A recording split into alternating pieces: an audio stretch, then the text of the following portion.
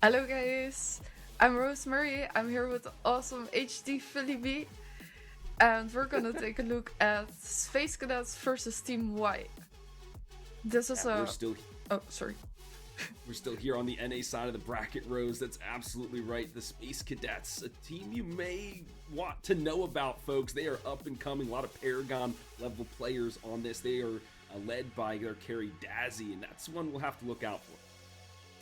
And this is also a best of one, so when you win, you're in. When you lose, you go to the loser bracket. Um, we're gonna see how they are gonna do. Yeah, it's these best of ones are always my favorite, Rose, just because you never know what you're gonna get the off lane. Maybe we have a mage or maybe a carry in the off lane. Maybe your jungler's a little off kilter, right? It's just whatever you can do to get that win and move yourself on to the next part of this bracket. Nobody wants to put themselves in the loser's zone because then you have a chance of going home. So you gotta win to move on. Yeah, that's definitely true. That's definitely true. I agree.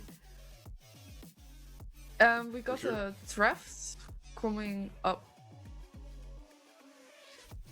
This is gonna be difficult for Team Y, Rose, just because the Space Cadets, their hero pools are so very deep. I was looking at Dazzy, I was looking at Seek. These are players that I've seen before, and it's so hard to ban them out, right? There's just if you take out the Twin Blast, well, they'll play the Murdoch. You take out the Sevrog, they'll play the Greystone or whatever, and they'll play it well, and that's the issue. So these ban phases for Team Y are going to be critical to really try to hone in what they want their strategy to be in this game.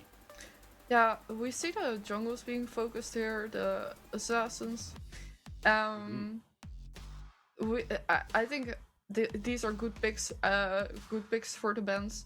I would see them as well in my ranked matches. Kalari can just dominate a match if they're going up against squishies. It's gonna be free kills everywhere. And with the Boris as well, like the Boris can just launch you into the air, smack you to the ground, and gone you are. Good luck with escaping. That's right. And we saw how good the Boris was in the previous match in the EU side. So the Space Cadets kind of going from these more meta bans, right? Taking out the Wraith, who's very strong, taking out the Boris. And then Team Y, like going for the Kalari, right? The Assassin. This is Cray on the side of Space Cadets, known for their Assassin play in the jungle. Can play some of those fighter characters, but really likes the Assassin. But we're seeing the Angel come through first. I like this Seraph pick to open it up. Yeah, the Seraph pick is a good pick. I think it's a solid pick, and as you said, with the assassins going around, Seraph can, once she gets rolling, she will start rolling even more. Big snowball potential for sure, Rose. And speaking of some snowball potential, the Shinbi and the Zarus, known for their scalability, the Shinbi is an I told you, these best of ones, there's going to be interesting picks. Like Shinbi, we don't really see that much, especially in the jungle. We even saw Shinbi mid lane, I think, a couple games ago, but I feel like this will be a Shinbi off lane, try to poke out some of those fighters that position is known for. Yeah, I think so too. I have seen Shimmy now more often again in my matches. For a long time she's been gone, but I feel like she's doing a little bit better now. And she sometimes even feels a little bit tanky while she outputs a lot of damage as well. The Saris I think is a really solid pick, really strong character. Can lock them down, especially when they are going up against the Liga and the Argus with not much mobility going on. Shinbi needs that lockdown help, right? She wants to get in there and fight, got the shield, has the wolves, but doesn't really have any lockdown. So if you get her in the cage with the Zarus, that feels pretty good. And speaking of lockdown, Rose, Team Y have that in spades. The Belica and the Argus working together, so some pick up coming out here for Team Y. And this is a flexible kind of pick, right? Argus could go mid, Belica could go mid. They could either go support as well. I feel like it'll be Argus support, Belica in the mid, because that's what we've been seeing recently. But, you know, that's a good way to keep the other team guessing, especially because they haven't picked their mid laner yet. Yeah, that is right. And I think Argus support is, in my opinion, not that powerful. I don't think the Argus can do much. Once he misses his stun, it's, yeah, a little bit. What are you gonna do? Yeah, what are you gonna do? Especially with these these mobile characters, Rose, like the Shinbi and the Zarus, who are just zooming around, they're dashing. So if you miss the Dread Nova, you're just like, uh-oh, and then you're in real trouble after that. But we're seeing a few carries being taken off the board. That's a Revenant and a Murdoch. Just see you later. Yeah, that's right. Because they just picked their own carry, so I think they are trying to make Y not be able to play a really good matchup against the Twin Blast. Revenant being able to root, of course, that's not gonna be nice for the Twin Blast. Yeah, and we see on the side of Y, we see the Sings, we see the support being targeted, and the mid lane being targeted. And we see the gadget coming out. Together again with the Saris is a really good combination. But it doesn't say everything. We have seen last match that it didn't work out as well either. That's true. Ease of execution is usually what you want to do in best of ones if you can, and usually the microwave comp is a tried and true. People have played it multiple times, right? Coliseum with the Tesla Dome, but as you mentioned, Rose, not always effective. You still have to coordinate as a team to layer those ultimates in tandem to get some work done, and that'll be a strategy for Team Y. Can we force out the Tesla Dome early, or can we force out the Coliseum early, etc., so they can't utilize those big ultimates in the objective bits? And wait a second, what is this? An Iggy? Is this mid lane? Is this support? Is this off lane, Rose? What? I don't think this is looking so well for Y. I'm not gonna lie. They do have stuns. I do like the stuns going on around there, but they don't have any tanks. Like, this is gonna be hard. Like, oh, and there we got the Richter coming up. I don't know, That's Philly. big, so it's tough, Rose. This is tough. How is this Sparrow going to survive, right? Yeah. If you were gonna pick this composition, you need a more mobile carry, so maybe like a Skylar or maybe a Kira, something like that can kind of shift around the fight. I feel like this Sparrow is a sitting duck, and especially with a character like Richter, you can just rip Lasher, there's no beefy targets to step in front, or the Zarus and Shinbi zoom their way to the back line. So, I don't know, this is an interesting comp here for Y, for sure. Just imagine for a second that the Iggy is gonna be support. They're just gonna be pulled all the time by that Richter.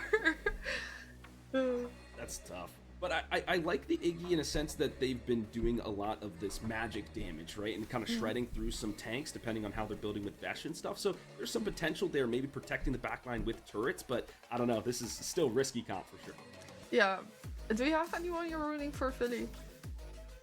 I like the Space Cadets. I think that's just a tried and true comp. A lot of electricity, a lot of sparks on that team. So I think I'll put my eggs in that basket for now. I would say that as well. And that is why I'm gonna go for Y. I'm just gonna go for Y, because why wouldn't I? That's right. Alright guys, so with the draft being said, we'll send it over to the casters. Thank you so much for that handoff, Philly and Rosemary. Guys, we are here getting ready to go into this game. With me is Dr. Shadow. And Doc, what's up, Doc? Hey, I guess chat hasn't been eating their apples because I'm back again. Okay. It's so exciting to be here. I love PCC, I love Pred, and I love seeing when teams get in the kitchen and they try doing this cooking. Even if they end up burning the house down, it's always a good time to watch out. So I'm super excited to get into this. Yeah, it's very true. As we have Y versus Space Cadets, we saw that, the deaths was pretty split on this. What about you? I'm going with Space Cadets. Their team comp is just overall just more uniform than Team Y's. I don't like the fact that there's no tank on Y team. I think it's interesting why they are trying something different. What has me a little bit concerned is tanks and fighters are in a very strong spot right now in the patch with these Eternals, and there's a very noticeable lack of kind of frontline beef on the side of Y right now. They don't really have someone who is the equivalent of a Richter or a Zarus who's kind of in the front, taking some damage, allowing the backline damage to come out safely. So I don't know who's going to be standing in front of this Iggy and Scorch to allow Iggy to play the game, or for the Sparrow, right? It's going to be really tough for them unless they're just willing to make sacrifices in these fights. But it's going to be tough. But looking at the Eternals, Team Y, they have a lot of Lotuses online, which tells me that their game plan has to be like fight, fight, fight, fight, fight. We want to be fighting all game because we want to stack, we want to get momentum, and we want to shut Space Cadets down. Space Cadets, they're a little bit more balanced across the board. They have a little more opportunity to, they can put some eggs in some baskets to do some scaling. You know, they have Azaris who inherently passively scales despite not having a Lotus Eternal. But they're not too upset if they don't, because they have the big wombo combos to win mid-game and late-game fights. They have the Zaris Coliseum that can have a Tesla Dome placed into it. So they have a lot of options in this game, whereas Y, they don't. Yeah, just the more options, the better. Really, when it comes to Y, they have a lot of damage output and a good bit of CS with the Bellica and Argus. But like you said before, it comes down to whether or not you know, like the peel is there. Because when someone gets dived, like when Trace, who's playing Zaris right now, when he dives in, like Nadi's doing on Gadget right here. She had to blink out, but it doesn't even matter. It doesn't even matter. Nadi is gonna get a burn off, and Zenit is gonna be the first one to go in this game. Hey, maybe we might be a little bit wrong with this one. Why? Like I said, as the DPS, but it's all about how they do it in team fights when it comes to those OBJs. I mean, Team Y has to be doing plays like that. They have the Lotuses on board. I mean, Argus and Sereth both have the Lotus Eternal, which means they both need to be taking participation in kills throughout this game if they want to continue to get stronger into the mid game and potentially the late game if they make it that far. So great start to Team Y. I mean, all things considered. Zenate, though, I mean, he had to have seen that coming because he is a Gadget, right? Gadget is just going to get bullied. Gadget doesn't have really strong inherent mobility, so he's going to get bullied, most likely. So we're going to be watching for Nadi to keep an eye on that. Yeah, he needs some wards, you know, and here we go again with another gang. Zenit wants to get some revenge as Case is there trying to get the stun off, but this is close but no actual cigar. And I don't think it's a good idea trying to get Procype out of the game pretty early. He is playing Argus as a very heavily damaging mage that can scale with a lot of mana power. Like I said, with Zenit, targeting the mid laners right now is probably going to be the game changer in this matchup right here today. Yeah, the Argus is going to be their opportunity to maintain map pressure and kind of keep the creeps out of their own base, or the minions out of their own base. So if they can shut down Argus, they effectively, I mean, yeah, they have an Iggy and Scorch, but Iggy and Scorch, I have a feeling, is going to be stuck in the off lane. So if they can keep the Argus down, they're going to be able to control at least 2 lanes around the map, which is going to enable constant pressure, giving them giving the side of Space Cadets a chance to win these objective fights. So the only other way I could see them recovering if Nadi gets bullied super hard is if the Bellica utilizes that Ion Eternal to build items that allow Bellica to become kind of like a pseudo core, if you will. You know, building some mage items like Time Warp and Combustion or Mega whatever is going to be necessary as the game progresses, right? So I'm going to be watching Deej's item build here to see how he utilizes this Ion Eternal. Yeah, that extra goal is going to come in handy very often, especially being next to Shadow King. This dual lane is set up to be set up for a kill lane, you know, all the gold that Deej is getting, and then being just for getting extra gold like passively. Looking to item advantage more than anything else, you know, so they don't even have to win the lane. They just have to just play safe, honestly. But you know, it's not very safe. Zenit, as he is going back to base the express way, and that's his second death of the game so far. That's the second death of the game, and that's 2 stacks additionally going the way of the Lotus on both Pro Snipe and Shadow King. But that's going to be a Riplash pulling Shadow King in. He is forced to get out. Nadi or Kadi also forced to blink. He is going to walk away, but is most likely going to get speared neared. Yeah, he gets speared and sent back. So that's going to be a window here now with no jungler up on the side of Y. This could be a window for the side of Space Cadets to look at the Fangtooth, but judging by the movement on the mini map, they are opting not to do that. They would rather have a safer pick that transitions into that. So Deej and Shadow King, they're going to be forced under their tier 1 here as a creep wave comes under. Yeah, that was I think it was a recent change. What Omega did was toning up the time for Fangtooth and giving it more health. These objectives have way more health than before, so you can't just burn them. You can't just like off rep this 4 minutes. Let's go to this Fangtooth fight. You know, you can't do that anymore. It's more, I like that too. It's just more thought provoking of like when to, as you know, when Nadi died, he was down for at least like 4 seconds. He's gonna be back, so trying to pull it is really like a like a no-win scenario. You're just gonna have to fight them all over again. And I think that was just a really smart place to just not go for it. Yeah, I love what Ometa's been doing with the objectives. It's really allowing these teams to kind of play around the map rather than these really predictable, set pieces and timings. There's a lot more opportunity, a lot more flexibility from teams to have an opportunity to play the game that they want. But it looks like, unfortunately, we are having a slight replay issue. So we're gonna get that fixed on the back end. Now you guys got to look at our faces. Is that so F bad? F in chat. F in chat. But so far, I mean, just looking at the net worth across the board, Kadi on that Seraph is actually leading Krace at the Zarus in the jungle. So those 2 rotations on the Zenate are providing the tempo that they needed with these Lotus Eternals.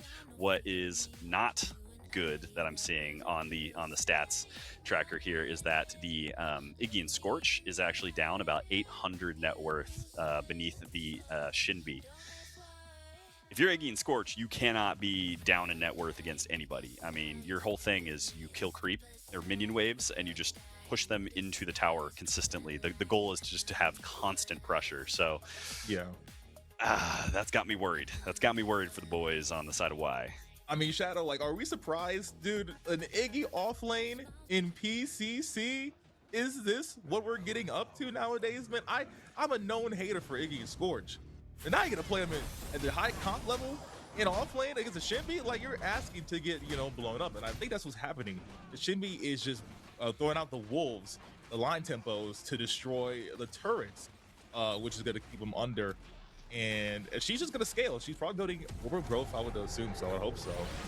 As not Kadi is gonna get the first Fangtooth. Meanwhile, Seeks and Neeks is gonna get the Prime. They're just gonna trade it out. But I wonder if it's gonna go to who's it gonna go to? Is it gonna go to Shinbi or Krace? I mean, if I'm the side of Space Cadets, I'm giving it to Seek Nix. He has a definitive advantage in that off lane. I want that guy to snowball out of control. I mean, Shinbi, she's similar to Seraph in that if she falls behind, it's very difficult to find a way into the game. So you really want to keep her ahead. So giving the mini prime, that is what they're going to do for Seek Nix. And so we're going to be looking for some serious pressure. Synaptic Obliterator is going to come out. Zenate not really in danger after blinking under his tier 1. But Krace, he's coming for some retaliation here. The Coliseum dropped on the Kadi, but he is able to ascend and get away from the Coliseum. Spear of Near, not enough damage to finish and get the execute onto him. And Kadi is going to be safe for now, but this is a window where the jungler on the side of Y is forced back to his base. You can see on the minimap, he retreated behind his tier 2 tower thinking that Zarus was going to be hunting him behind his tier 1. So kind of a smart heads up play there. Yes, I mean, I would too. I know Kadi was feeling a little bit of flashback from the first time he got hit with a Spear of Near. But yeah, he had it back up, and it's very smart for Krace with that buff to go in and just invade and get some shielding off of this T1 tower. Now, we haven't talked about dual lane that much. This is very chill dual lane. Dual lane are the most chills we've seen like all day. It's just a bunch of farming, and I can't really blame him because the stronger you are, the most gold you have. All those Lotus stacks is gonna be put to use, and just more ramping, I guess you can say, that's coming up.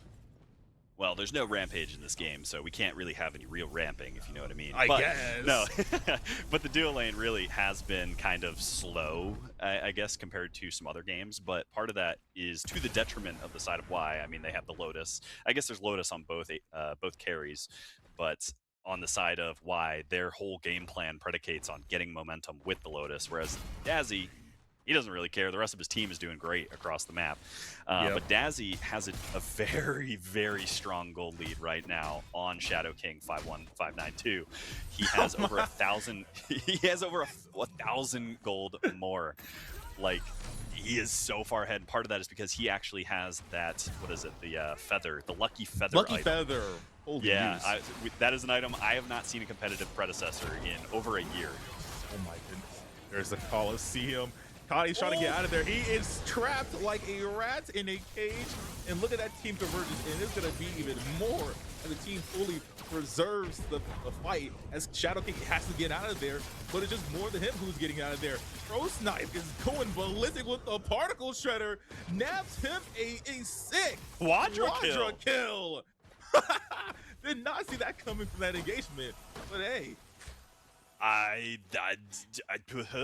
did not see that coming in that engagement either. I mean, it looked like, by all accounts, that was a win for the Space Cadets, and suddenly, suddenly Pro Snipe shows up and just starts shredding everybody in that fight. I mean, he clearly had 1 HP at the end of it, but I will say the caveat here is that Space Cadets did get a stack of Coliseum onto the Zars. So yes, they lost that fight. They gave up a quadra kill to the Argus, but I mean, you know, if you're thinking about it, it's still very early in the game. The Argus now has a bounty on his head, so it's quite easy to kill. So I'm going to be looking for Space Cadets to really capitalize on that bounty gold, and I don't think they're too worried, right? They didn't lose anything crazy. They gave up some kills, but they didn't give up a Fangtooth. They didn't give up a Mini Prime. They didn't give up a tower. So just their all in all, lives. yeah, just their lives. So you know, it could have been much worse, right? So if you're Space Cadets, you're saying, okay, we need to pick smarter fights, but on the flip side, you know, pick smarter fights at better times. We didn't need to be fighting there. Yeah, you got your one pick. You probably could have. Well, actually, no. They really just converged on that. The team was slow to rotate to help out the jungler, but when they were there, they got true value out of it. The more gold to them, more kills, etc. You know, more CS, lane pressure, you know, all that kind of stuff. While it wasn't an objective, it was just more gold to them. And you said it before, there was a little bit of a gold deficit, I believe, on the side of Y. Yeah, I mean, Y still down about 1,000 gold, even more than that. They are looking to get this second Fang of the game, which would give them the bonus movement speed across the map out of combat, and they are going to successfully get it uncontested. But something after that last engagement we didn't talk about was the fact that that Lucky Feather, rest in peace, it was gone. Short-lived. I want to know how much value he got out of that. Like, you really don't see gold. Lucky Feather. Okay, yeah, like that's almost a whole item. Yeah. An item and a half, you know, whatever.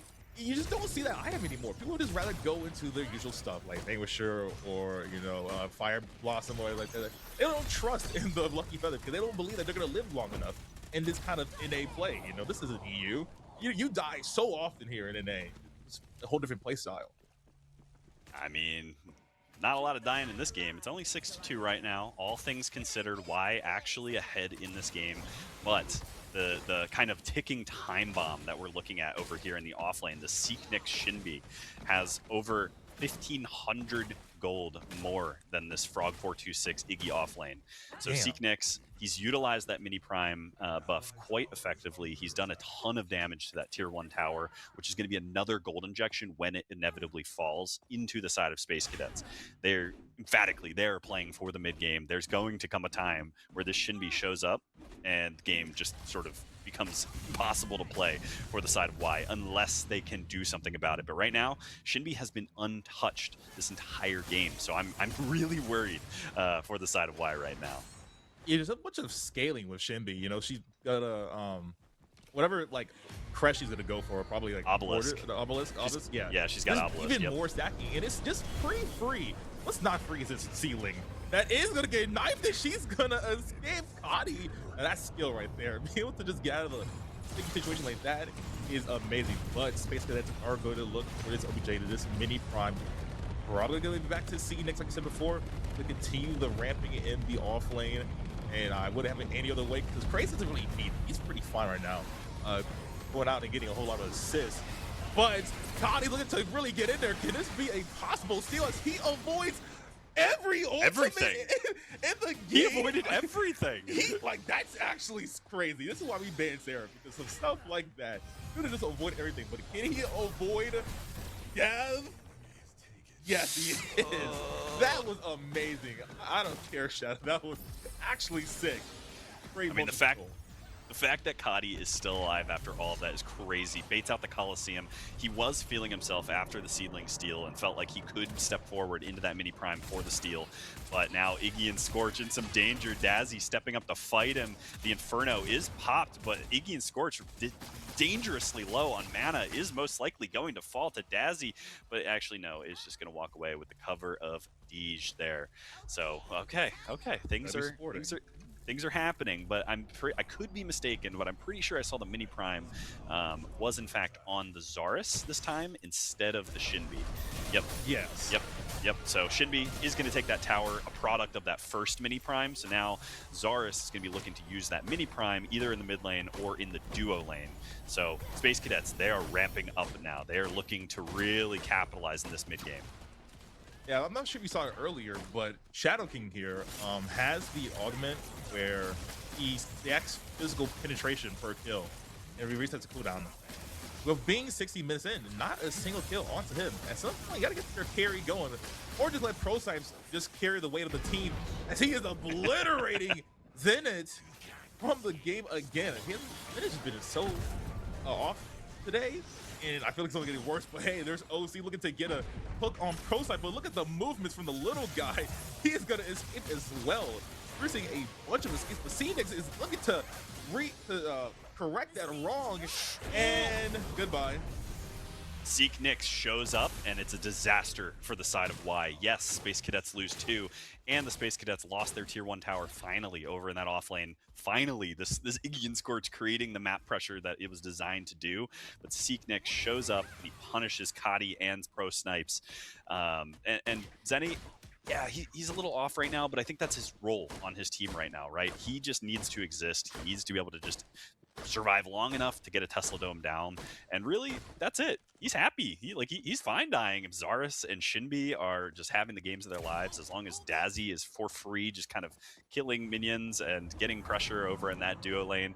I don't think Zenit is really too upset, and he's really not super far behind either. He's only about 500 gold behind Pro Snipes, and Pro Snipes has 5 kills. Zenit has 0 kills. So I mean, all things considered, that's a pretty solid kind of, you know, holding yourself in the game here. And we can see Space Cadets, they are feeling strong. They have Seek Nix nearby. They are postured, ready for this third Fang of the game, potentially their first of the game.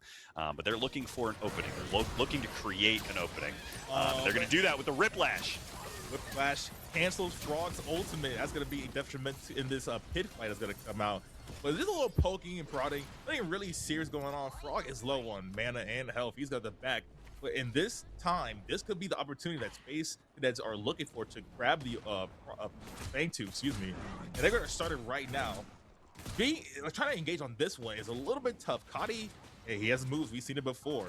But what time is going to go in? Is he going to go in and try to get some value out of this? As Frog, who did it back, in fact, is going to be on the verge of death. But meanwhile, in that pick, Kadi is going to fall first. There is no jungler. Y is dropping like flies. This is like we were talking about in the pregame. Team fight wise, is there any team that's gonna beat Cadets? I mean, unless you're a Snipe, you're gonna take one with you before you fall. That's gonna be a 4-for-1 kind of play, as well as getting their first Fang.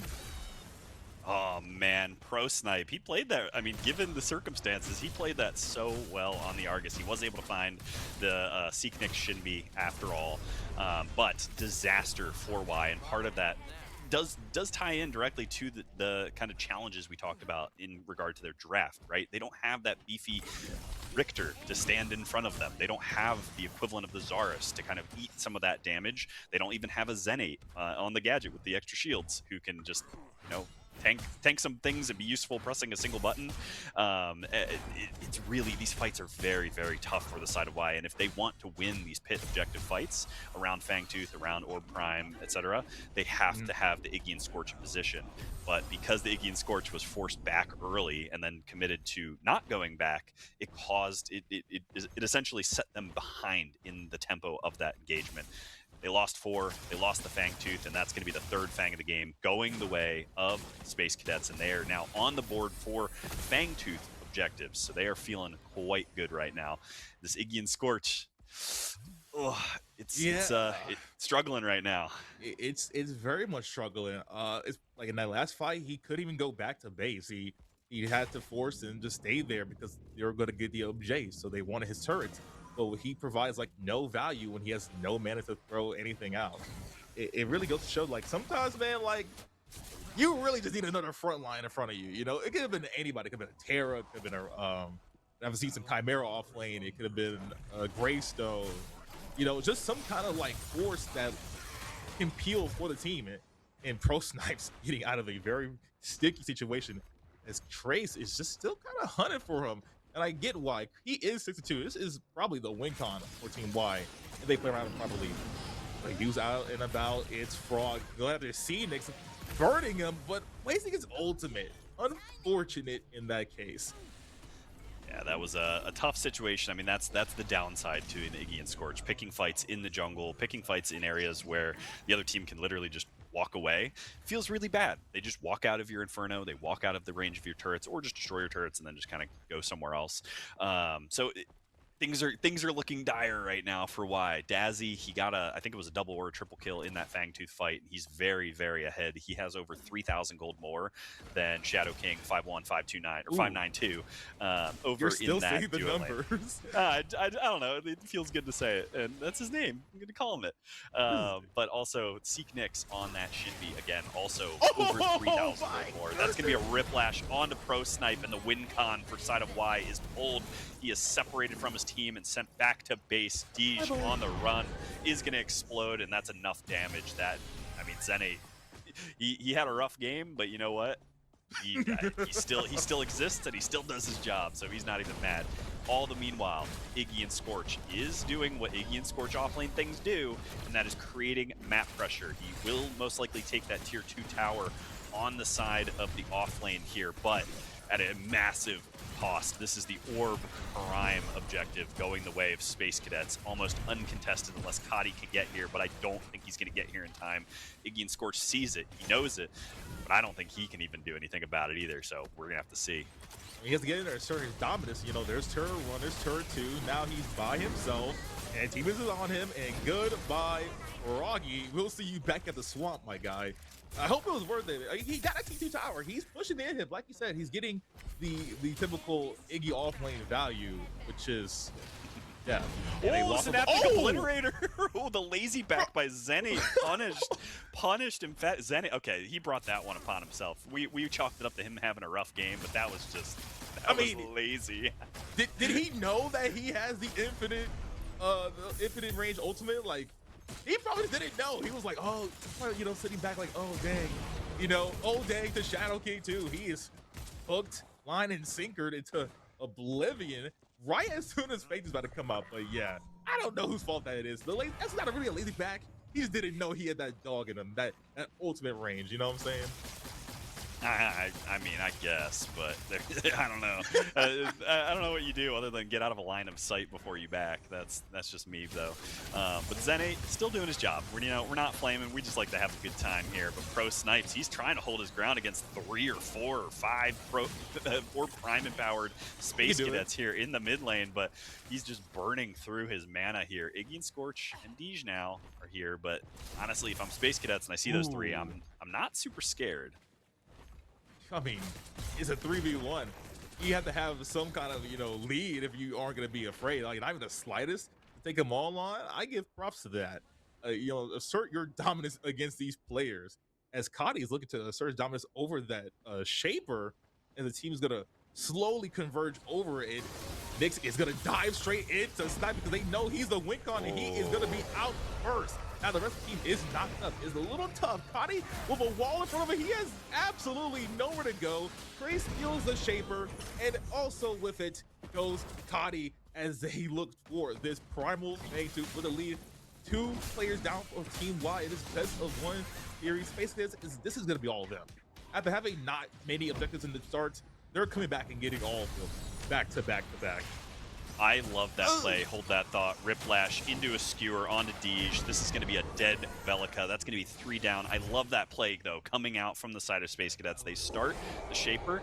They walk away while the Shaper's low, and that essentially baits Kadi and Pro Snipes into attacking it, keeping them in range of the objective, taking damage from the Shaper, and they just walk right around the outside wall, and they penalize them for trying to get greedy with that objective. The objective had about 2,000. The Shaper had about 2,000 HP at the end of that engagement by the time Team Y fell. So I don't know. I love when teams do that. They kind of bait another team into an objective, saying, "You want this? You want this? You want to get in this? But nope, you got to die for that." All the meanwhile, Iggy and Scorch in this off lane doing Iggy and Scorch things. Frog 426 is going to be looking to go back to base here. I don't know. I'm curious to see what item he's going to pick up now on that most recent return, but. Oh, this is a very tough situation for Y, because Space Cadets not only do they have Shaper pressure, or did they have Shaper pressure with the Seedlings coming across the 3 lanes, but they also still have a little bit of time on the Orb Prime, and they got the Primal Blaze. So if Pro Snipe gets hit even by a couple things, he's going to melt down. My goodness. Yeah. He's looking like butter right now, but looking like butter elsewhere. Shadow King, he falls to seeing Nyx being as buffed up as he is, getting that solo lane XP. I can only imagine what would have happened over there. You know, line tempo here, line tempo there, circle rhythm, and then just deleted. Speaking of being deleted, hold on. Frog is using that off-lane advantage to burn Krace to a crisp. You know, a lizard char, you know, barbecue style. But in the mid lane, there's a Whiplash, and Pro Snipe is gonna feel it in the morning, because Dazzy is looking there to get a double kill, taking it out. Snipe and Cotty. And this mid lane, this middle inhibitor is going to fall very soon. And at all angles, Shadow, it is just looking dire. As Dean is fighting for it, like under his own tower, but Phoenix showing that the scaling is just too strong for this one. Left inhibitors down. Frog is there by himself, having to take care of the minions like he always does. And one after another, these inhibitors are gonna fall. Space Cadets, they've been playing so patiently, so methodically throughout the early and the mid game, and now, like in the last 5 minutes, 10 minutes, that's when they put the foot onto the gas pedal, and they've just been pressuring, showing why they are on a different level from Y right now. Y, yeah, they had some draft issues, but oh my god, he tries to step up, and it just doesn't matter. He really tried to fight all of them, and he just couldn't. It was just too much. The Space Cadets were unfortunately too much for Y. And man, Shadow.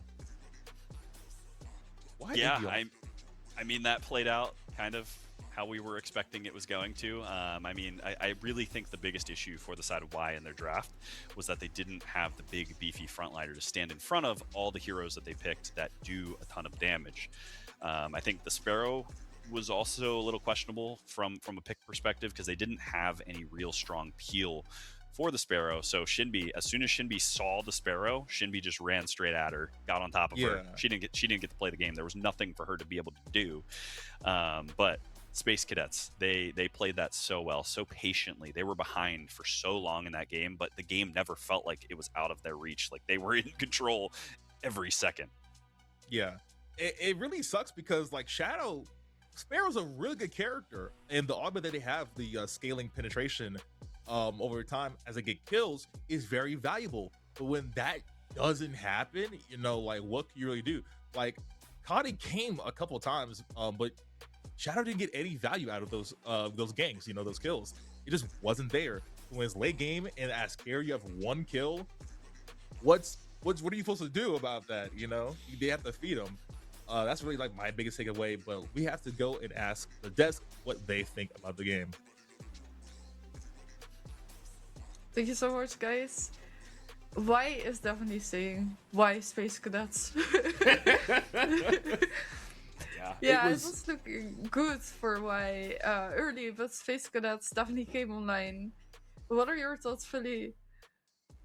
And I think Dr. Shadow nailed it on the head, right? He just said there was some patience from the side of Space Cadets. They had a lot of characters that were scaling, like the Gadget, like the Shinbi, like the Zarus. They needed time to get their items, get online. I think at the end, the Shinbi was like 4,000 ahead of the Iggy in that offlane. That's also because of the Eternal, the Ion, right? But they needed that time to get online, and they couldn't weather the storm. Why? They're really strong in the early game. The Argus Snipes was moving all over the place, did so much work, but they just fell short at the end. Yeah, I also saw some interesting builds going around. I think Sparrow started with Tainted and Iggy had Typhoon. And I gotta say, I haven't seen that before. But overall, yeah, I thought it was a really interesting game to watch. I really enjoyed watching it, and Frog was going at it like he was 1v4ing, and he was trying the best he could. Yeah, if you got your one shot, right? Don't miss your chance. Do everything you can. Try to make a name for yourself, whether it's good, whether it's bad. We were thoroughly entertained, but I like the builds that a lot of the players were going with in terms of some of the build paths that are opened up because of this patch, right? Mixed scaling and things of that nature. So seeing what the players are trying to cook up here, we'll have some chats about some things, but I did enjoy it overall for sure. And this is what we come to the PCC for. We get to see all these different players try to show up and show out. Yeah, it's definitely really cool to see, and we actually have some clips for you guys. We're starting off with a quadra kill of the Argus. He was going absolutely crazy over here. Snipes really impressed me this game, Rose. I didn't know this player at all, and like with a name like Pro Snipes, you better be hitting your shots, and this guy ends up with a quadra kill in the mix of all of this. Look at him speeding right. He's just did a Dreadnought at point blank range, and now the Particle Shredder going ham on everybody. I mean, this guy was insane in this fight. He's just jumping around like the little dwarf. And then he goes up in the air, he's flying, and he's just spamming his particle shredder. It's funny, it's really well done. And the next clip we got is called Smoothend. Yeah, if you weren't impressed by Pro Snipes' moves there, look at Epic in this one. I mean, we know the Seraph can fly around the map, but this is some crazy move, dodging hooks, dodging Coliseums. This is epic stuff as they're trying to go for this mini prime. Look at them jumping over there, dodging the skewer, and then the Coliseum. They were moving in this one. I think they escaped away from Seek as well. I mean, this was just insane stuff.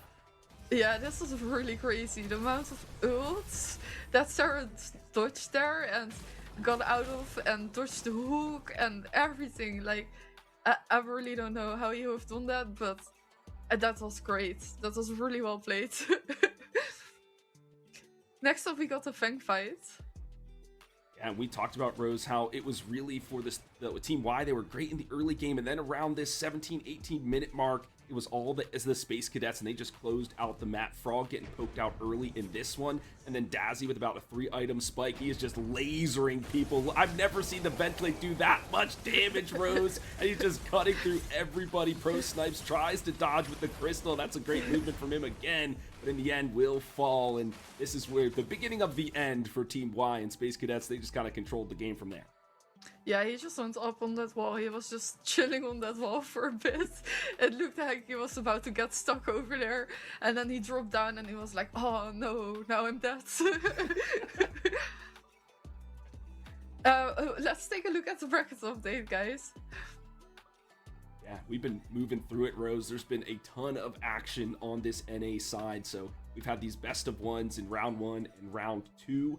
This is round 2 is where we'll see a lot of the fan favorites like Googly Goons, like Team Suns, right? C4, which is the new M10 rebrand. So a lot of those teams that you know, the players that you know, will be showing up in this round 2. So you should be looking forward to that. And then we've got our best of 3 qualifiers. And so basically, if you make it to round 3, Rose, you've made it to the next weekend. So that's kind of the goal for everybody right now. Yeah, that is something to look forward to. And I hope it's gonna go well for the players, and it's always nice that they still have a second chance to make it up the ranks. Yeah, I love a double elimination just because, you know, sometimes everybody needs a warm-up, right? Even the casters, we need to warm up a little bit. The players need a warm-up game or two. Yeah, they play some ARAMs before, but getting on the main stage in the spotlight can always give you the jitters. So it's like, okay, double elimination, we have some practice. Let's get our heads on straight and let's try it again. So a lot of teams in that lower bracket fighting for their lives. Yeah, it's really cool to see that they can still make a comeback. I would like that as well. If I would participate, I would like to have a comeback. But I think it feels extra rough as well if you would then also lose the ones in the loser brackets. Yeah, it's tough to lose the losers bracket, but we have to whittle it down somehow, right? We have tons of teams out here vying for a part of that $14,000 prize for EU and NA, and so I'm glad these teams are showing up, showing us what they can do, and getting getting the community involved, Rose. Like we always talk about, the PCC is really to bring folks together for the love of Predecessor, and that is why we show up. So I'm glad these teams are helping bring that community together by participating in the event. Yeah, it's also awesome to see. I've really enjoyed watching these matches, and we got some more matches to come for you guys, but we're first gonna send it over to a break.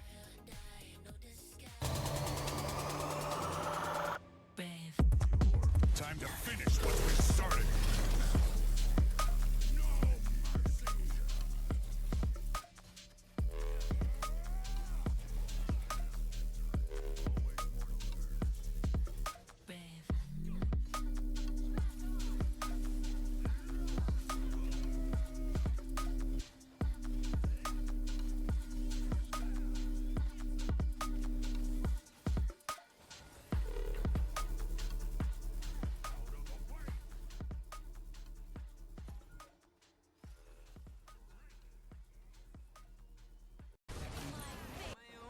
Enemy, 'cause I am alone.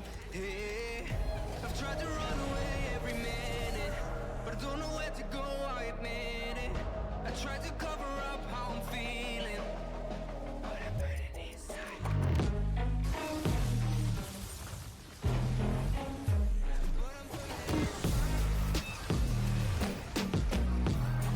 But I'm burning inside. But I'm burning inside.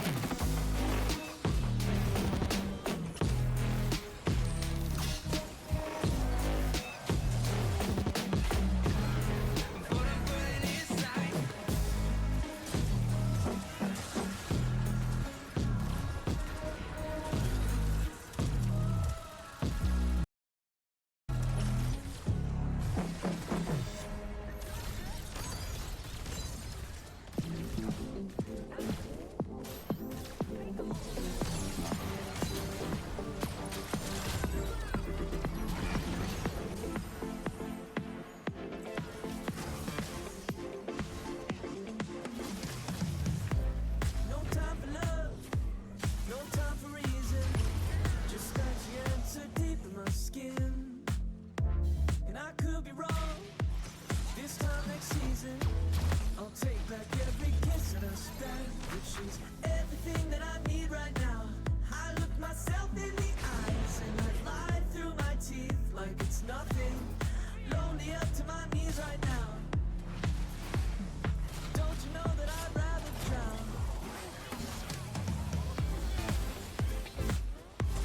I'm looking for my side, baby.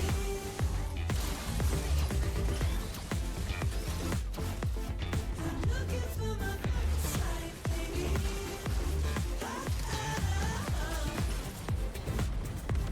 I'm looking for my side, baby.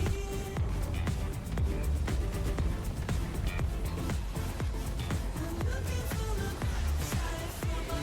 side, oh. She's got no sins, no complications, but I still dream of tropical sands. With paradise comes sweet temptation, so keep me from the popsicle stand. But she's everything that I need right now. Oh, I said it again, it needs a lie. I could try to tell the truth, but I don't wanna let her down. Don't you know that I'd rather drown, drown, drown?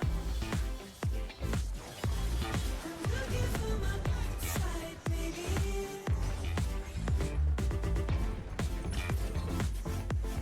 I'm looking for my side, baby.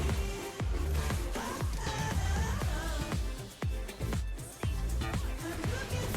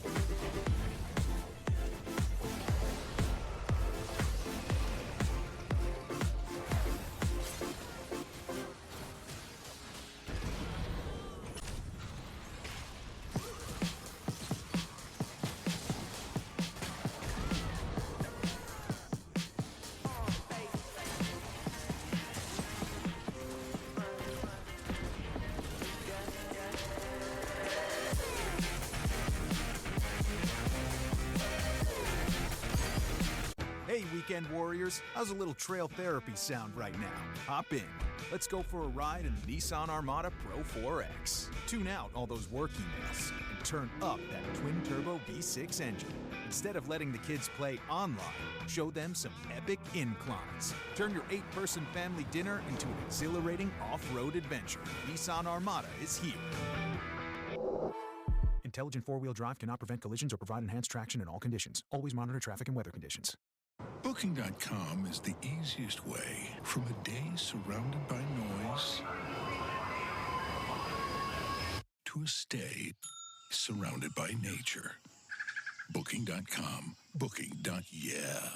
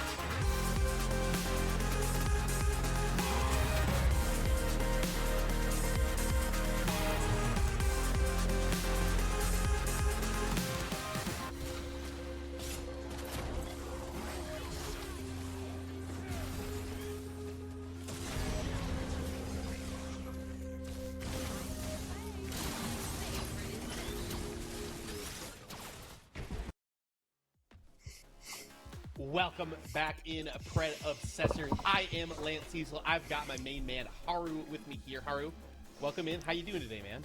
I'm doing great. I'm super excited to see the Wangler, my goat.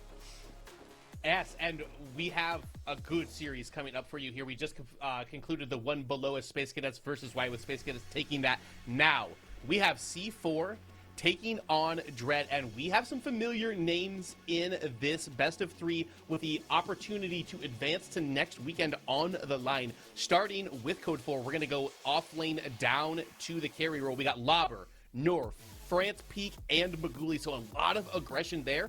And then on the side of Dread, Dr. Flick, Vici, Cholito, the Wangler, like we already mentioned here, Haru, and then Warps in the carry role. I know you're very familiar with all 10 of these players in this game. Is anybody particular sticking out to you that we need to keep our eyes on? Honestly, Dread was kind of, as the scrim season was starting to pick up, they were rated pretty poorly, but as the season's been going on, they've been gaming. Like, so I'm expecting, you know, a pretty good series here. I think that it will be really interesting to watch the offlane matchup in here. Flick's really been surprising me in the scrims I've been watching from Dread. He's been playing a lot of Acheron, having a lot of success on that, really like kind of playing it in almost a supporty, tanky offlane kind of style with that big ultimate, kind of pulling people in, allowing Cholito and Warps to kind of deal that damage afterwards. And then Vici maybe catching some target bans here with the Kallari. Every time I've ever seen that guy play Kallari in a scrim, he goes absolutely nuclear. 100%. And Vici is just been doing such a good job at like enabling Cholito. That team plays very heavily through mid, so I'm curious to see if C4 has an answer for that. I would be very interested to see that too. And just to set the stakes again here, the winner of this advances. They are done for the weekend. Loser gets knocked down to that loser side bracket. Neither of these teams have caught an L yet today, but one of them is going to have to catch their first 1-3 series we have for you. And I believe our draft should be ready and we should be able to get into this. All right, so it looks like Dread won the coin toss, is going to be the first pick. With the balance patch, the meta in terms of like what people are going for is kind of flipped. You know, before we were seeing a lot of the tanks being picked up, especially in the solo lane with Crix being as strong as it has been. But with the nerf of that Eternal, along with some adjustments in the jungle, we've been seeing a lot more assassins getting played, which is a lot more favorable for players like Vici. I do like the Grim ban out of Dread. France, as Crazy Fool has been saying, is just an ADC player who has been LARPing a mid laner. He's been playing a lot of Grim, a lot of Legion in mid, and Dread is just like, nope, I'm not gonna have that. Yeah, I think there's a lot of target bans coming out as well. We saw the Kallari be taken off, targeted towards that Vici, and early. We're going to get the Zarus picked up for the first pick. How do you feel about the Zarus first pick? Zarus just got a round of buffs, so I'm not surprised to see it picked. First picked, you know, a little, you know, debatable, but it's a really good flex pick. And especially if they're looking to lock down players like France, it's really good for just sitting in mid and making sure that Cholo stays ahead. I am liking the Legion Steel. Peak has also been loving that Steel pick, and it just makes it such a good dive character. And Steel has kind of been coming back into the meta. Not that he was necessarily ever completely out of it, but is starting to get to that, you know, must pick, must ban start phase around these like higher elo scrims that we have been seeing. I also believe this will be our first peek at Legion on the day and on competitive Predecessor, so you love seeing that. Dread gonna answer up with my favorite hero in the gadget. Still have one more pick available. What do you think that they should be aiming for here? I would assume they're going to try and hide picks, just because with the Zarus not being picked anything else, they don't want to show if it's going in the jungle or offlane. I do like the Adele pick here. It's really even between Steel in terms of laning. The only concern here is now C4 going to be banning out a lot of the AD carries that Warps likes to play. So I'm curious to see if they're going to get rid of the things like the Twin Blast, the Murdoch, things that he's more comfortable on. Yeah, and we do have those extra bans in our draft now for the first time in PCC. The roster of Predecessor just getting a little bit bigger, so we're giving the teams a little bit more to play with these bans. I do want to say I really like the way that Dread has been setting up to support this gadget so far in this draft. That Court of Roses, that Test the Dome, lots of ways with the Coliseum too to kind of set that up and trap people within it. I like the Howie pick. We may even see the attack speed Howie, which is something that's kind of been coming into favor as of late.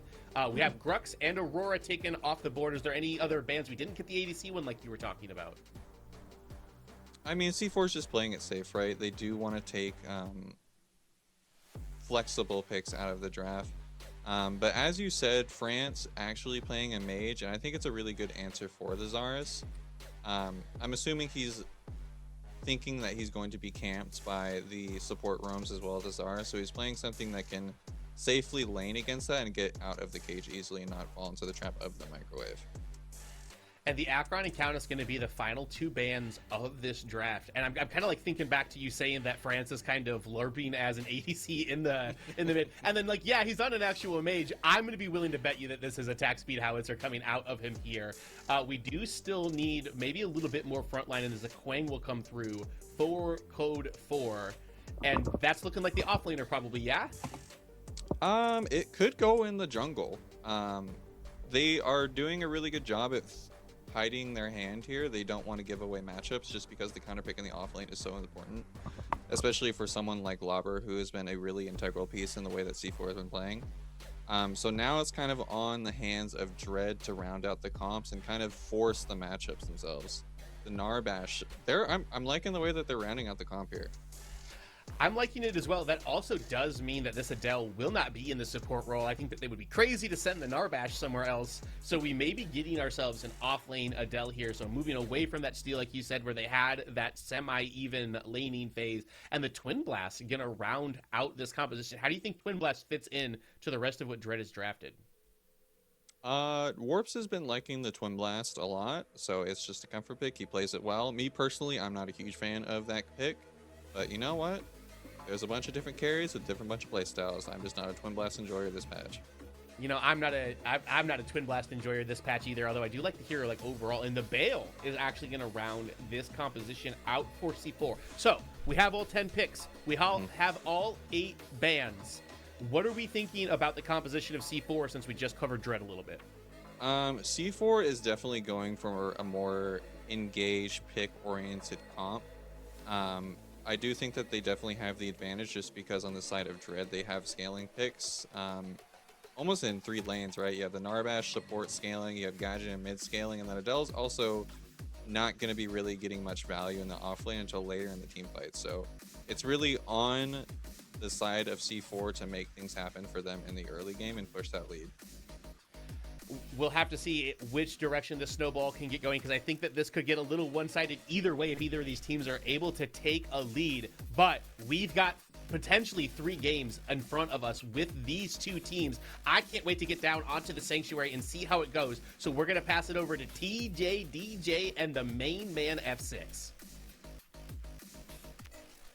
Thank you so much, Lance and Haru there. Welcome everyone to the casting booth here. We've now finished with the best of ones here on the main channel. It's time for the nitty gritty best of 3s from here on out. I'm TJ. I got F6 alongside me for this one. We're casting North America. This one's going to be an absolute blast 6. I mean, what does that change? Going from best of 1 to best of 3 for these teams? Well, for some people, it might be like, hey, we were able to kind of have a mistake, right? We have a game that we can lose. So it's a little bit more of a battle, you can say, right? It's not just a one-off win that you're able to take it. Maybe something happened that was wrong. But the best of 3s kind of allows for the comeback mechanic of, hey, we can flip this one around, come back, reverse sweep, and keep this going and kind of prevent ourselves from just being put into the loser bracket. Yeah, for sure here. And I think Haru, I wanted to kind of focus on a little bit of what Haru was talking about there with that draft, is that safety, I think, was the word that he used there. So going into game number 1, you're not really sure already how this storyline is going to develop within the series, what you want to adapt to game 1. Both these teams kind of playing it safe. We got the newer heroes calls. We're going to talk about Legion a little bit later on. No longer been banned. We're going to be seeing him on the main channel. So that's going to be awesome to look forward to here. But yeah, I don't really see anyone kind of pushing the boat out too far. No, not too far, right? These are 2 teams that we know a lot of these players, know a lot of what they're trying to do, especially on our side, being able to watch some of these scrims. The fans know the players at home, been able to watch them as well. So they're very good players. They know how they want to play into these comps. They kind of want to keep it steady. They want to understand their play style. They want to make sure they round out. But like Haru was saying, if you're looking onto the side of Dread, a little bit more into the scale comp side, right? It takes a little bit longer for them to get online. Meanwhile, C4, they're ready to bang straight out the gate. Keyword there as well, aggression, that Lance wanted to highlight there. We're going to drop down to the Sanctuary for game number 1 here. Of course, best of 3 series between these two teams. I mean, Code 4 versus Dread spoke a lot on the desk as well, kind of the names on some of these teams as well. Even though the team names may have been altered here, of course, I kind of know this Code 4 roster as Mark 10. That was the last time I had the pleasure of casting North American Predecessor, at least here. So things have changed, but yeah, some very much some well-known names in the scene. Well known indeed, and that is one right there. Lauber taking the fight already to the flick. And with Bale, we know what that third auto attack allows for, the Bale to win that matchup earlier on. Dr. Flick cannot fight into that, especially with the Adele. Gonna be a bit of a tricky one for sure here. I'm not, I say, when we have like these new heroes coming out here, seeing how that matchup kind of plays out here. I mean, the Bale just screams aggression, but really, when we focus on the matchup, you know, how is that meant to go versus a pick like the Adele? I mean, you're thinking about it, right? With the Bale, you're sustained, you're looking to just continue the fight with his passive, right? He's utilizing his HP bar to really continue to win that battle with his third auto attack, to be able to win that lane, having that priority, getting that Cyan Butterfly, as you can see here now. But the real problem arises when he starts to get collapsed on, right? If you think about the opposite side, like we talked about, the Zarus, being able to contain him inside of a small space, getting that damage, CCing him down with the Adele Mesmerize is going to be the potential where he's going to have a little bit of trouble. Yeah, absolutely. There's some really scary lockdown when you look at the side of what this Dread team can do. And I guess that kind of plays into the idea that we've seen ultimate combinations. It's a tale as old as time there. When you've got something like the Mesmerizer Colosseum, throw in the Tesla Dome, throw in that Narbash Crash Bang Boom, could be causing problems here. You've seen this first gang coming in from Vici. Towards Lauber, trying to help Dr. Flick out a little bit here. Looking for that barricade stun to land. Maybe force out a blink there, but a Royal Lash does not connect by Flick. That's going to be the gank completely shut down. Completely. Just one little hook away from possibly getting that kill threshold.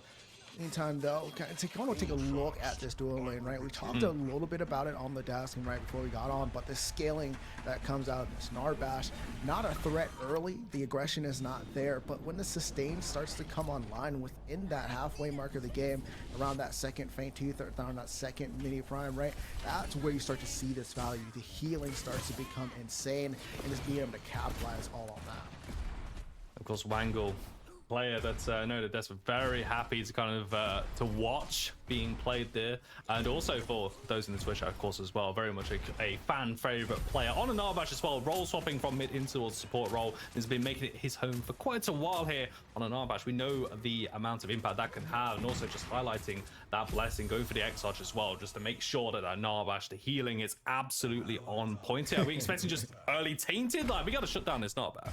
You got to do something. Definitely it's going to be the answer, but it's really this first contention. Look at the rotation here from both sides for this two camp, for this seedling, right? You're already seeing the aggression coming out, both teams understanding. This is the experience that I was telling, or we were talking about a little bit earlier on, is they understand every little microtransaction, every little farm matters, and that's how these aggressions are going to play. So keep an eye, viewers at home. This is what you're going to see throughout the game, contesting every small objective to make sure you capitalize on any amount of lead you can get.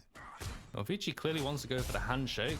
If you took my two camp, I'm going to go take yours as well. Meanwhile, Seedling started up here, very early one, but that rotation coming in, especially from Peak on that support as well, helping out, is going to mean that Maguli is going to be left alone on a little bit of an island, but I think he's going to be pretty fine. Takes a funk for his trouble, able to back away here, but Code 4 just really moving around the map so well.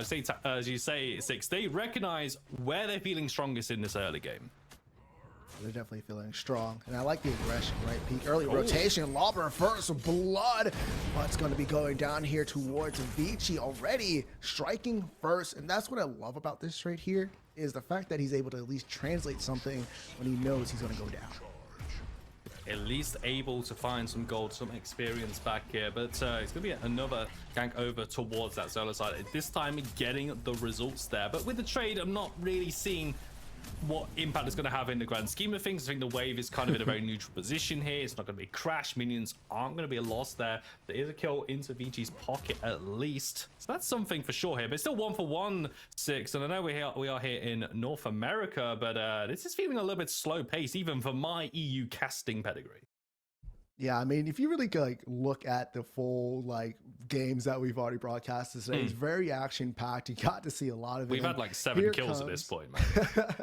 Yeah, It's you know, wild. but like you come into this one and you're like, oh man, this one's a little bit slower pace, and for a lot of people, you're like wondering why, right? Just like you said, so it feels that way. But the reason for it is nobody wants to mess up. This is a qualifying match. This is where you start to see teams kind of draw back a little bit. There's a little bit more on play, so I respect it. But talking about it though, I mean, they're gonna have to start kind of upping that pace. The first Fang Tooth is up, right? And within the next minute is going to be the first mini prime. So that's really when we're going to start to see kind of the translation from, hey, we're going to slow the laning phase down. And then now when we have to contest objectives, let's pick those fights. Let's try and get an advantage, maybe get the number advantage, or maybe just get the timing right if somebody's on the opposite side of the map. I really like to say at these points here, as we're kind of just waiting for the replay calls, thank you for your patience. We'll be hopping back down into that sanctuary map as soon as possible as well. But something's got to give here, Six, right? You know, neither team's really able to move towards that Fang Tooth at this point here. The mini prime coming on the line gives an opportunity for these teams to kind of fight over as well. Could handshake on the neutrals here. And I'd say these are some very experienced teams here, two experienced players. They might look to opt for that there. Bit of trade. Here as both of the carry players, Watson and Maguli, take about half as Peak and Wangle are able to get some damage on their opposing player. Look at that translation, right? Flick, in the meantime, though, be a level down, even with that gank from Vici. Like you said, I mean, they're going to be pushed back a little bit, and that's going to be a little bit slow for the side of Team Dread. But we haven't got a chance to really talk about this mid lane as well, right? This is really where most of the games will start to win, depending on how much prioritization, how much you can set this mid laner up to early rotate, and how much is going to have that early clear. He's going to be able to rotate quicker once he gets that combustion online to be able to kind of impact the wave through, and that's when you're going to start to see France become a part of these fights. That dual lane is no longer going to be safe, and God is going to be just struggling, just taking away, trying to get that farm, trying to scale to the late game, right? But in the meantime, France is really going to be that impact, and that's what we need to see out of them. I'm also seeing Flick very low over in the off lane here. And that tower, that's plating going over towards Lorba here. Level 7 to level 6. So much damage. The ultimate has been used. A little blip in the top. But we're going to swap over to this left-hand side. Seedling, stun land. Leechy's here. Blink going to come out, though, as Franz throws down to make it rain. Good use of the shield wall as well, just to block out some of that projectiles. Able to allow Code 4 to really set up for this Fangtooth pit and then straight away in this objective. They have that control, right? And Lauper picks up the single dingle over into the off lane. So right now, C4, just like Haru said, keep that aggression up, take the fight towards Dread. They're looking for the late game. Don't give them opportunity. I like that fight. Some of the ultimates missed, but they did the job right to push the side of Dread out of the way, get control over the river, fight for the first Fang Tooth. And now North is feeling good. He has extra 50% duration on his buffs. One Fang Tooth closer to that 3 Fang Tooth Monty that is so detrimental to any team going to the late game. Just setting up those foundations there. I mean, it kind of feels weird, you know, to talk about kind of the late game. We're 8 minutes, right? We're in a North American game as well. We're expecting so much bloodlust from both of these teams. I think even Korn would be incredibly happy. But 2 kills to 1. We're just kind of dancing around. We're rotating. We're moving around here. I absolutely love this play coming out from both these North American teams. I'm still going back, though, to that the idea of both these teams kind of just, you know, prodding, poking, in this extended series in the best of 3 here, trying to see what is the weakness going to be. I mean, the big thing, right, especially about the first matches, right, is kind of feeling out your opponent, right? That's kind of like one of the tales here, is to kind of figure out how the team wants to play. You can scrim them all you want. You can do everything before the tournament, but the real thing is you have to figure out how the team wants to play. And that's how you're going to figure out where is this team weak at, where are they strong at, and you take that into the next draft and hopefully try to win the first game so you have that advantage. The Dread team going to link up here. There's the Adele and also that Zarus pushing in as North's able to take some of that camps there. As the Cold team and also Queen's Garden comes down as well. A lot of thrown on top of North. He's got nowhere to go. Crowded out as the Dread squad throw bodies in towards that off lane. And it's still not done yet. Keeping the pressure, force Lorba back, but they have control of this right side. They do. This opens up the mini prime as well, right? Great pickup on North. You control that side of the jungle. And we talked about France getting the early rotation, but what I love there is Gadget kind of knew the timing where she's able to rotate, got there first. We finally saw the microwave combo, and now we finally see the Warps here picking up Maguli, even with a full HP steal onto the duo lane. And this is something that I was kind of scared about for the side of Maguli on this Legion here, is that kind of Peak's been rotating, right? He's been helping getting the seedling, moving towards the mid lane, helping out here, but he's left this Legion alone here, and Wolves just seems to have his number. That's a, you know, an isolated kill, and Peak kind of comes back to wondering what on earth happened to his carry here. So advantage, I think, going over to the side of Dread, but Mini Prime starts up by Code 4, keeping up on the neutrals. First Fang Tooth goes their way, now first Mini Prime going their way. Yeah, I mean, on the side of Dread, they had the opening there to kind of capitalize from that last 2-camp fight, or 5-camp fight, excuse me, but just did not have the HP. The Adele chose to go after the Cyan buff, and like you said, Peak, he's going to leave Maguli alone. The playstyle of Peak is, I'm going to be an aggressive support.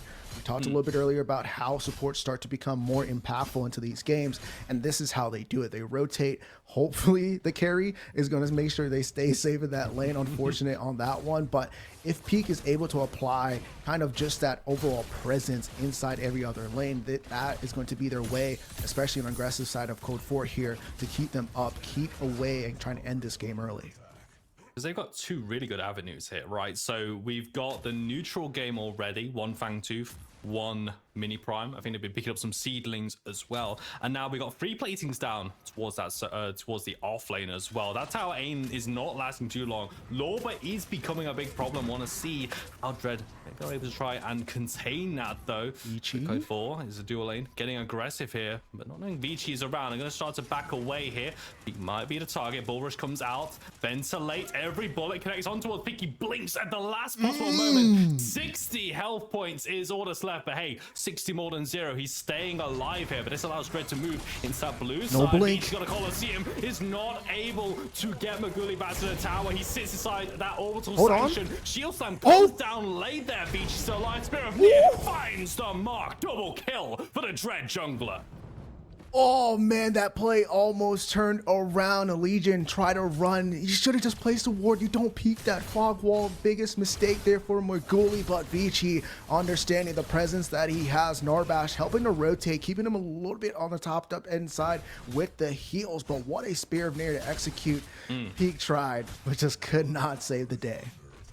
Wasn't able there. I mean, Vici was just kind of tanking at orbital sanction for so long as well. I guess, you know, if you're gonna go in, you may as well just go for it, could possibly turn that around, but no, it is the Zarus getting 2 kills on his left-hand side. Fang Tooth has spawned, so it wasn't an immediately transition in towards that left-hand side neutral objective. They got to start from scratch here, but already good start now in the mid lane. Of going for the gank on towards this. Gadget Testone comes out, but guess what? France got to make it rain, goes over the top, not able to get the kill. But now Vici in towards this mid lane. Wangle also arriving in support. 4 players now conversing within the mid lane. Teva not going to land though from north. They're just body blocking our Wangle on an Narbash. The Crash Bam Boom will complete that 3 hit with the knockup, but now it's up for the rest of the Dread. What can they do? Vici is low. 3 hit is with that Bull Rush from Peak, and the jungler is out. Great response from of Code 4 squad. It looks like Fang Tooth straight on the menu. It is on the menu indeed, and this is not just an appetizer, ladies and gentlemen. We are on to the entree as the second Fang Tooth is on the board, one step closer to fulfilling this meal. I mean, you play that exceptionally well. You know the Zarus cage is down. Yes, you guys used some ultimates there as well, but you have the rotation that was real unique there is from Lauber, able to capitalize and help with Maguli focusing the back line as they had a split fight over into the enemy red side jungle.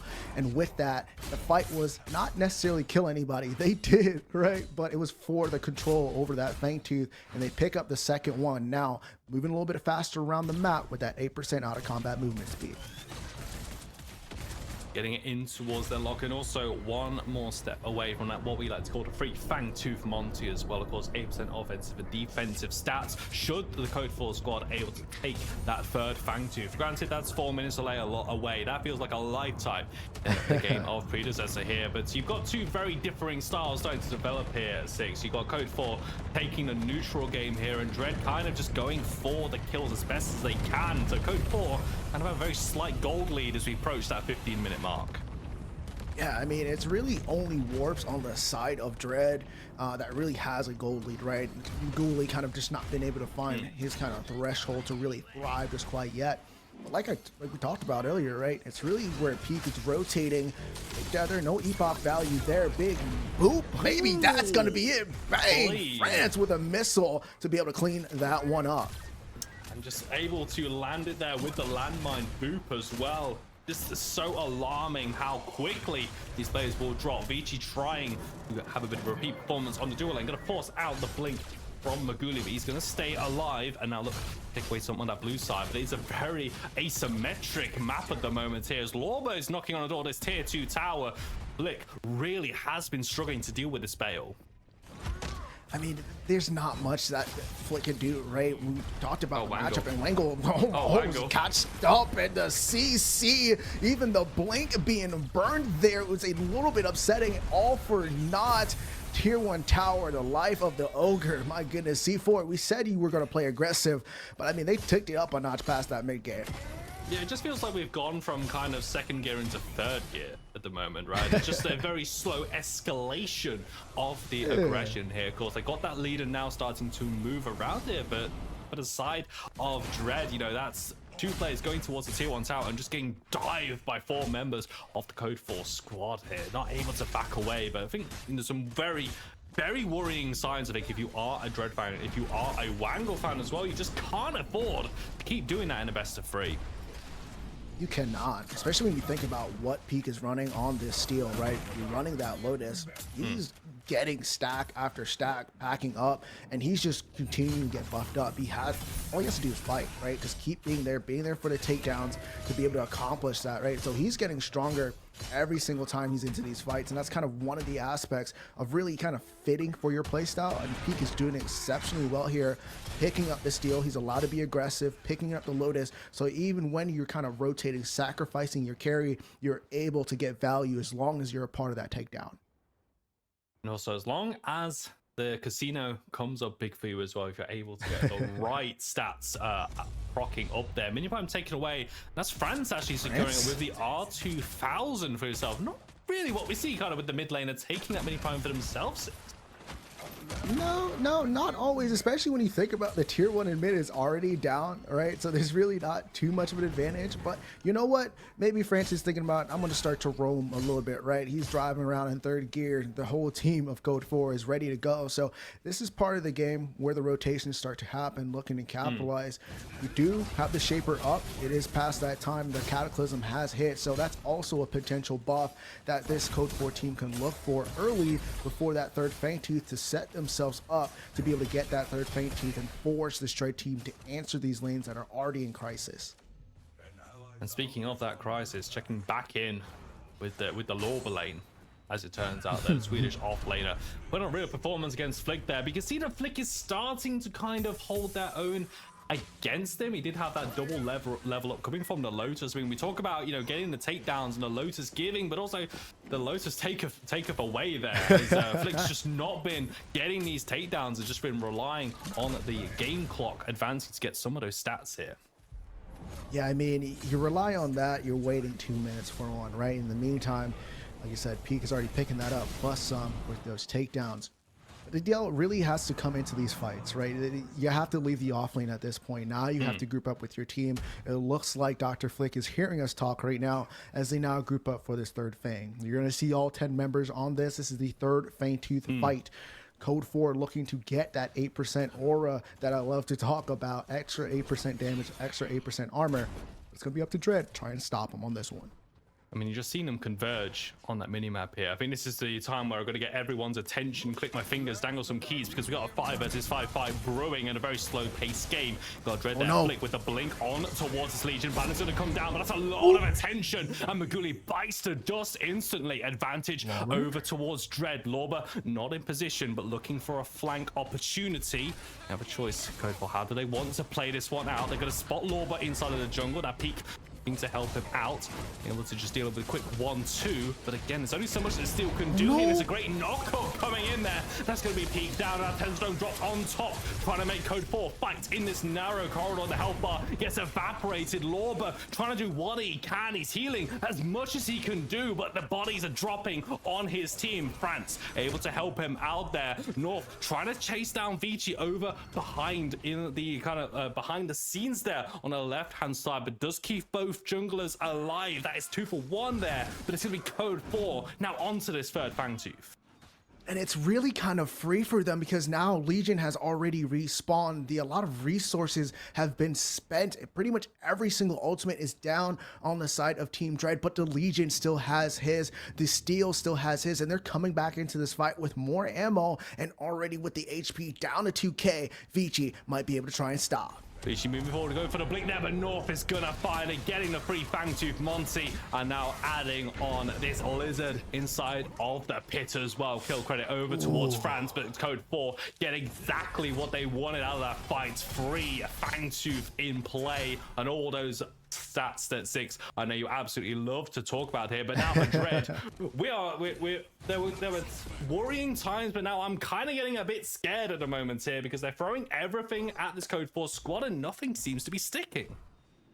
No, I mean, Code 4, it kind of felt like they're running inside the enemy jungle there in that last fight, but they're just buying time, right? Force out resources, and then that translate into that third Fangtooth. And at this point, we talked about how Dread wants to scale into the late game, but this is what really stops that from happening. This buys more time for Code 4. They have that extra 8% armor and that extra 8% damage, so that allows for them to keep that leverage until this Dread team can get to that point of being able to contest them, right? And try and get those Fangtooths back to be at that position.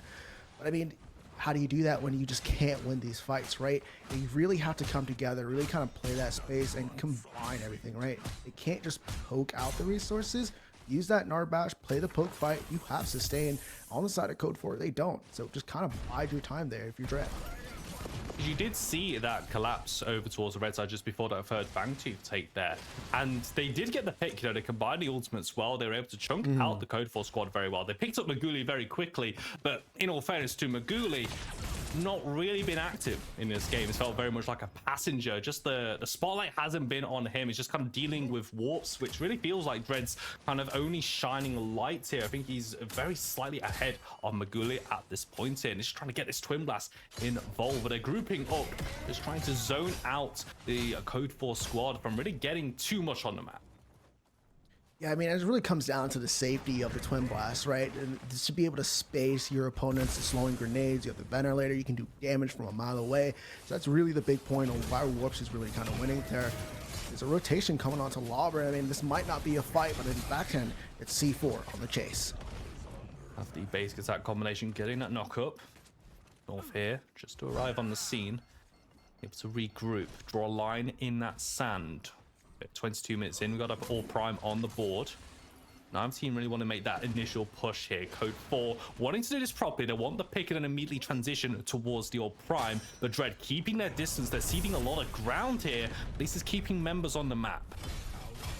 Keeping the members on the map 100%, right? You gotta be around, and I like how they're doing it as well, right? They're kind of circling from the mid lane to the off lane, and they're all just really trying to prioritize the Aura Prime, right? Trying to set up vision, trying to control that area of the map. So if they get a pick, like maybe here in the mid lane, they might be able to just pull that big Aura Prime, get the numbers advantage. But one of the things they could do here is just go straight after the Shaper, right? This is probably their good spot to really set these lanes up as they rotate across this map. Just have the vision over by the big Aura Prime. Take this Shaper. You already pushed out the gadget. This is your time to kind of go for that. And if they're able to take it as well, just getting the seedlings within the side lanes, you're almost forcing the response coming out from Dread. Like, you can't keep backing away. You can't keep sacrificing until eventually, you know, if in chess, if you're just constantly taking pieces in negative trades, eventually you're not going to have any pieces left ultimately, and that's not really the optimal way of playing chess, if you ask me, at least here.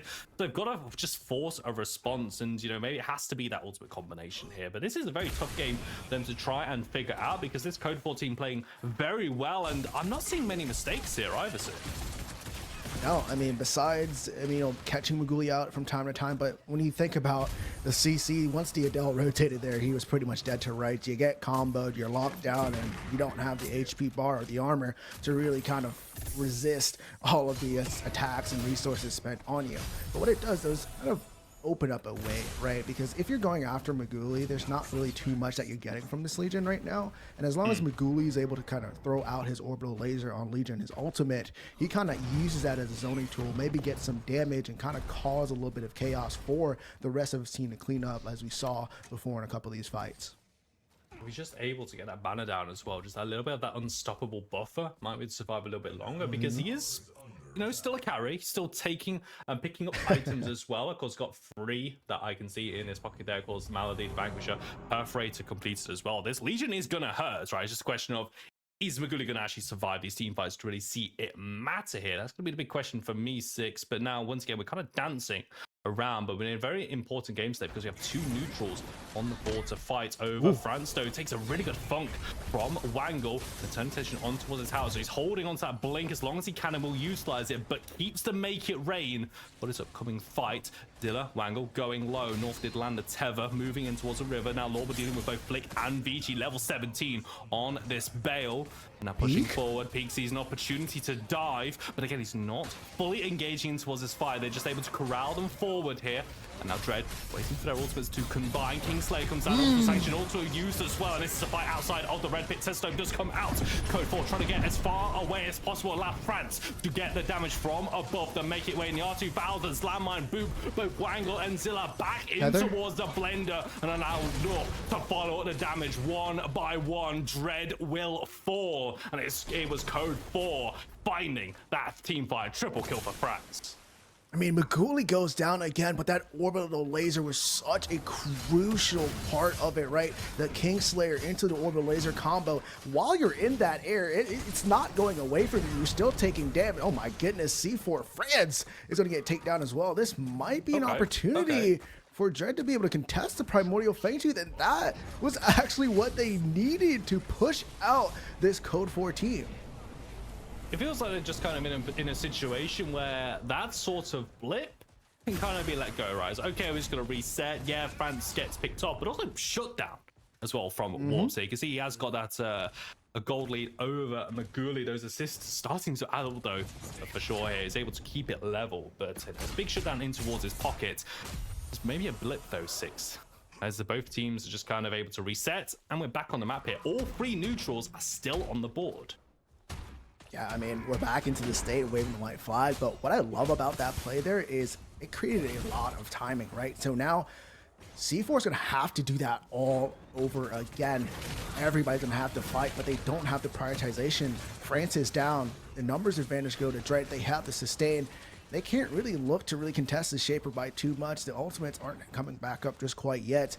This one is going to be a little bit of a risky fight. It's a gutsy call there. I mean, without France, though, being in this fight for Code 4, don't feel confident enough to push forward. I mean, France at this point is 7-on-1 on that howitzer. Been playing lights out in game 1 here of this best of 3. Upper bracket round 3 matchup here on the main channel, and it's certainly turning into a bit of a chess game, really, with both these teams kind of positioning around each other, sacrificing, taking piece for piece, as you do here. But with that Shaper spawn, that at least forces the response, right? Because Code 4 have to deal with the side lanes. Dreads have a window. They have a window indeed. I mean, they're probably going to need some Windex to kind of clean it out a little bit, because it is still looking a little dirty. And it's not the cleanest right now, because they're still looking to try and get themselves. They're still in lead towards C4 here, right? They still have the gold lead, the itemization lead. But it's really the late game scaling that we're going to go draw back to here for you, TJs. They still have that on their side for Dread, and they're slowly closing that gap, eventually getting there, right? This gadget is now starting to do a ridiculous amount of just straight up damage when she gets into these fights. So onto the side of Code 4, they still have a little room to wiggle, but they can't take any close corridor fights. They have to get a pick before they go to objective, and it's just going to be a lull game here, right? Setting wave states, me and you just keep yapping about it, right? Yeah, just absolutely. back and forth. And it's just going to be just that waiting game, right? We're waiting for that pick, and then once we get that pick, that's when one of these teams are going to open up to look after objective. But the fight is definitely going to be paying attention over to this left-hand side of the screen, At this late in the game, you want that Primordial Fangtooth. You want that Primordial Blaze. That's what's going to really close this game down. The Siege from the Orbital Prime is going to be able to help. That Primordial Blaze is what you really want to get your hands on. Absolutely can. It can really open up the map here. Just looking at the mini-map itself, you know, for Code 4, they're able to take this Primordial Blaze, probably natural progression on towards the All Prime, as you say, and then there's 3 very tantalizing prospects of inhibitors still on the board. You've still got tier 2 in that dual lane as well. But for Dread, though, if they can take this down, there's still a lot of standing gold in the map here. At least you've got tier 1 standing still in mid. You've got tier 1 in that off lane as well. That's a lot of global gold still to be picked up if Dread get that fight, Sticks. There's a lot that can happen, right? But it's going to be Code 4 here with the prioritization. Lauber controlling kind of that right-hand side of the map, pushing them out. Kingslayer hits. He's going to crash straight back down. It was onto Wangle, not the priority target. Orbital Sanction also thrown out from Maguli. Hold on. And it's tagging on towards Vici. Colosseum comes down. But No. actually locked up, and France will take down Vici. Good knockup comes up from Wangle, but just not enough there as they simply run over the support and the jungle for Dread. Advantage Code 4 once again. And looks like it's straight onto the Primal Fangtooth. I mean, man, that Kingslayer ultimate, it's just so impactful, right? You grab somebody, you buy time for your team to close that gap, right? They're playing a little bit far back. Like we said, you add the orbital laser onto that thing, and you're just like, man, my health bar is completely gone. And so is kind of the hopes here for Team Dread, as the Primordial Fangtooth has been taken here by Code 4. Now looking over to the Big Orb Prime, they have the fighting buff. They already have the death timers in their favor. They should be double buffed up here, heading towards closing this game out. Dread, I mean, the ball's in your corner. You got to be able to play ball, be able to mount a defense, be able to stop these Titans coming in. I just want to highlight what you said right at the start of this cast. 6, right? I mean, 31-ish minutes ago, you know, we're talking about this is a best of 3, right? This is the best of 1. You can take the L. Like, it is okay. I mean, when you say the ball is in your court, like, Dread, I think you've just got to go for it at this point, right? Because otherwise we're going to have a very slow, meticulous chokehold and lose consciousness in this game. Not really the entertainment that all these amazing people watching on Twitch, watching on YouTube want to watch. We want some fights here. But Code 4, very clean play. They're on the All Prime. Lorber is zoning 3 members by himself. Look to back away. He can destroy it on him as the All Prime will just boop him back towards it. Eyes on towards Vici. He's just nowhere near this pit. Able to secure the All Prime. Now straight back over with the Skull Crusher. But it's a Dread. Nowhere to be found. Nowhere to be found indeed. And even with that, the wave states are not into their favor either. Usually when you kind of know you're losing the Big Orb Prime, you want to set your wave state so you can push that wave out, buy some more time to run those buff timers out. But with that wave state, C4 is just going to come out of the gates here and just go straight back into it. And we're taking a look at these tab screens, right? We got Spare of Desolation on this Legion, right? This is where his bread and butter is, right? You talk about the orbital laser, you talk about the Kingslayer. He just needs to be able to throw that thing. Maguli does not need to carry this game. It's just like my rank games, right? I just need to be able to just participate inside these fights. Oh, well, there's going to be great tether coming out from north as Vici has to throw down the Colosseum. Try and do something, delay a bit of time. Evade all you want, my friend. You cannot catch on to north when he lands tethers like that. The Maker Rain comes out from France, but a great funk from distance. Wangle with the cross-court shots shuts down that ultimate straight the way. Dread keep 4 members alive. Zilla has to retreat, go back to base, heal up, but now Code 4 finally have pushed these minions up and start to siege. Classic 1-3-1, right? Push out all 3 lanes at the same time. Slowly force yourselves for everybody to group up. Take down these inhibitors, open, expose that core. They're, remember, down on the side of Dread for another 40 seconds before the stars can make an impact.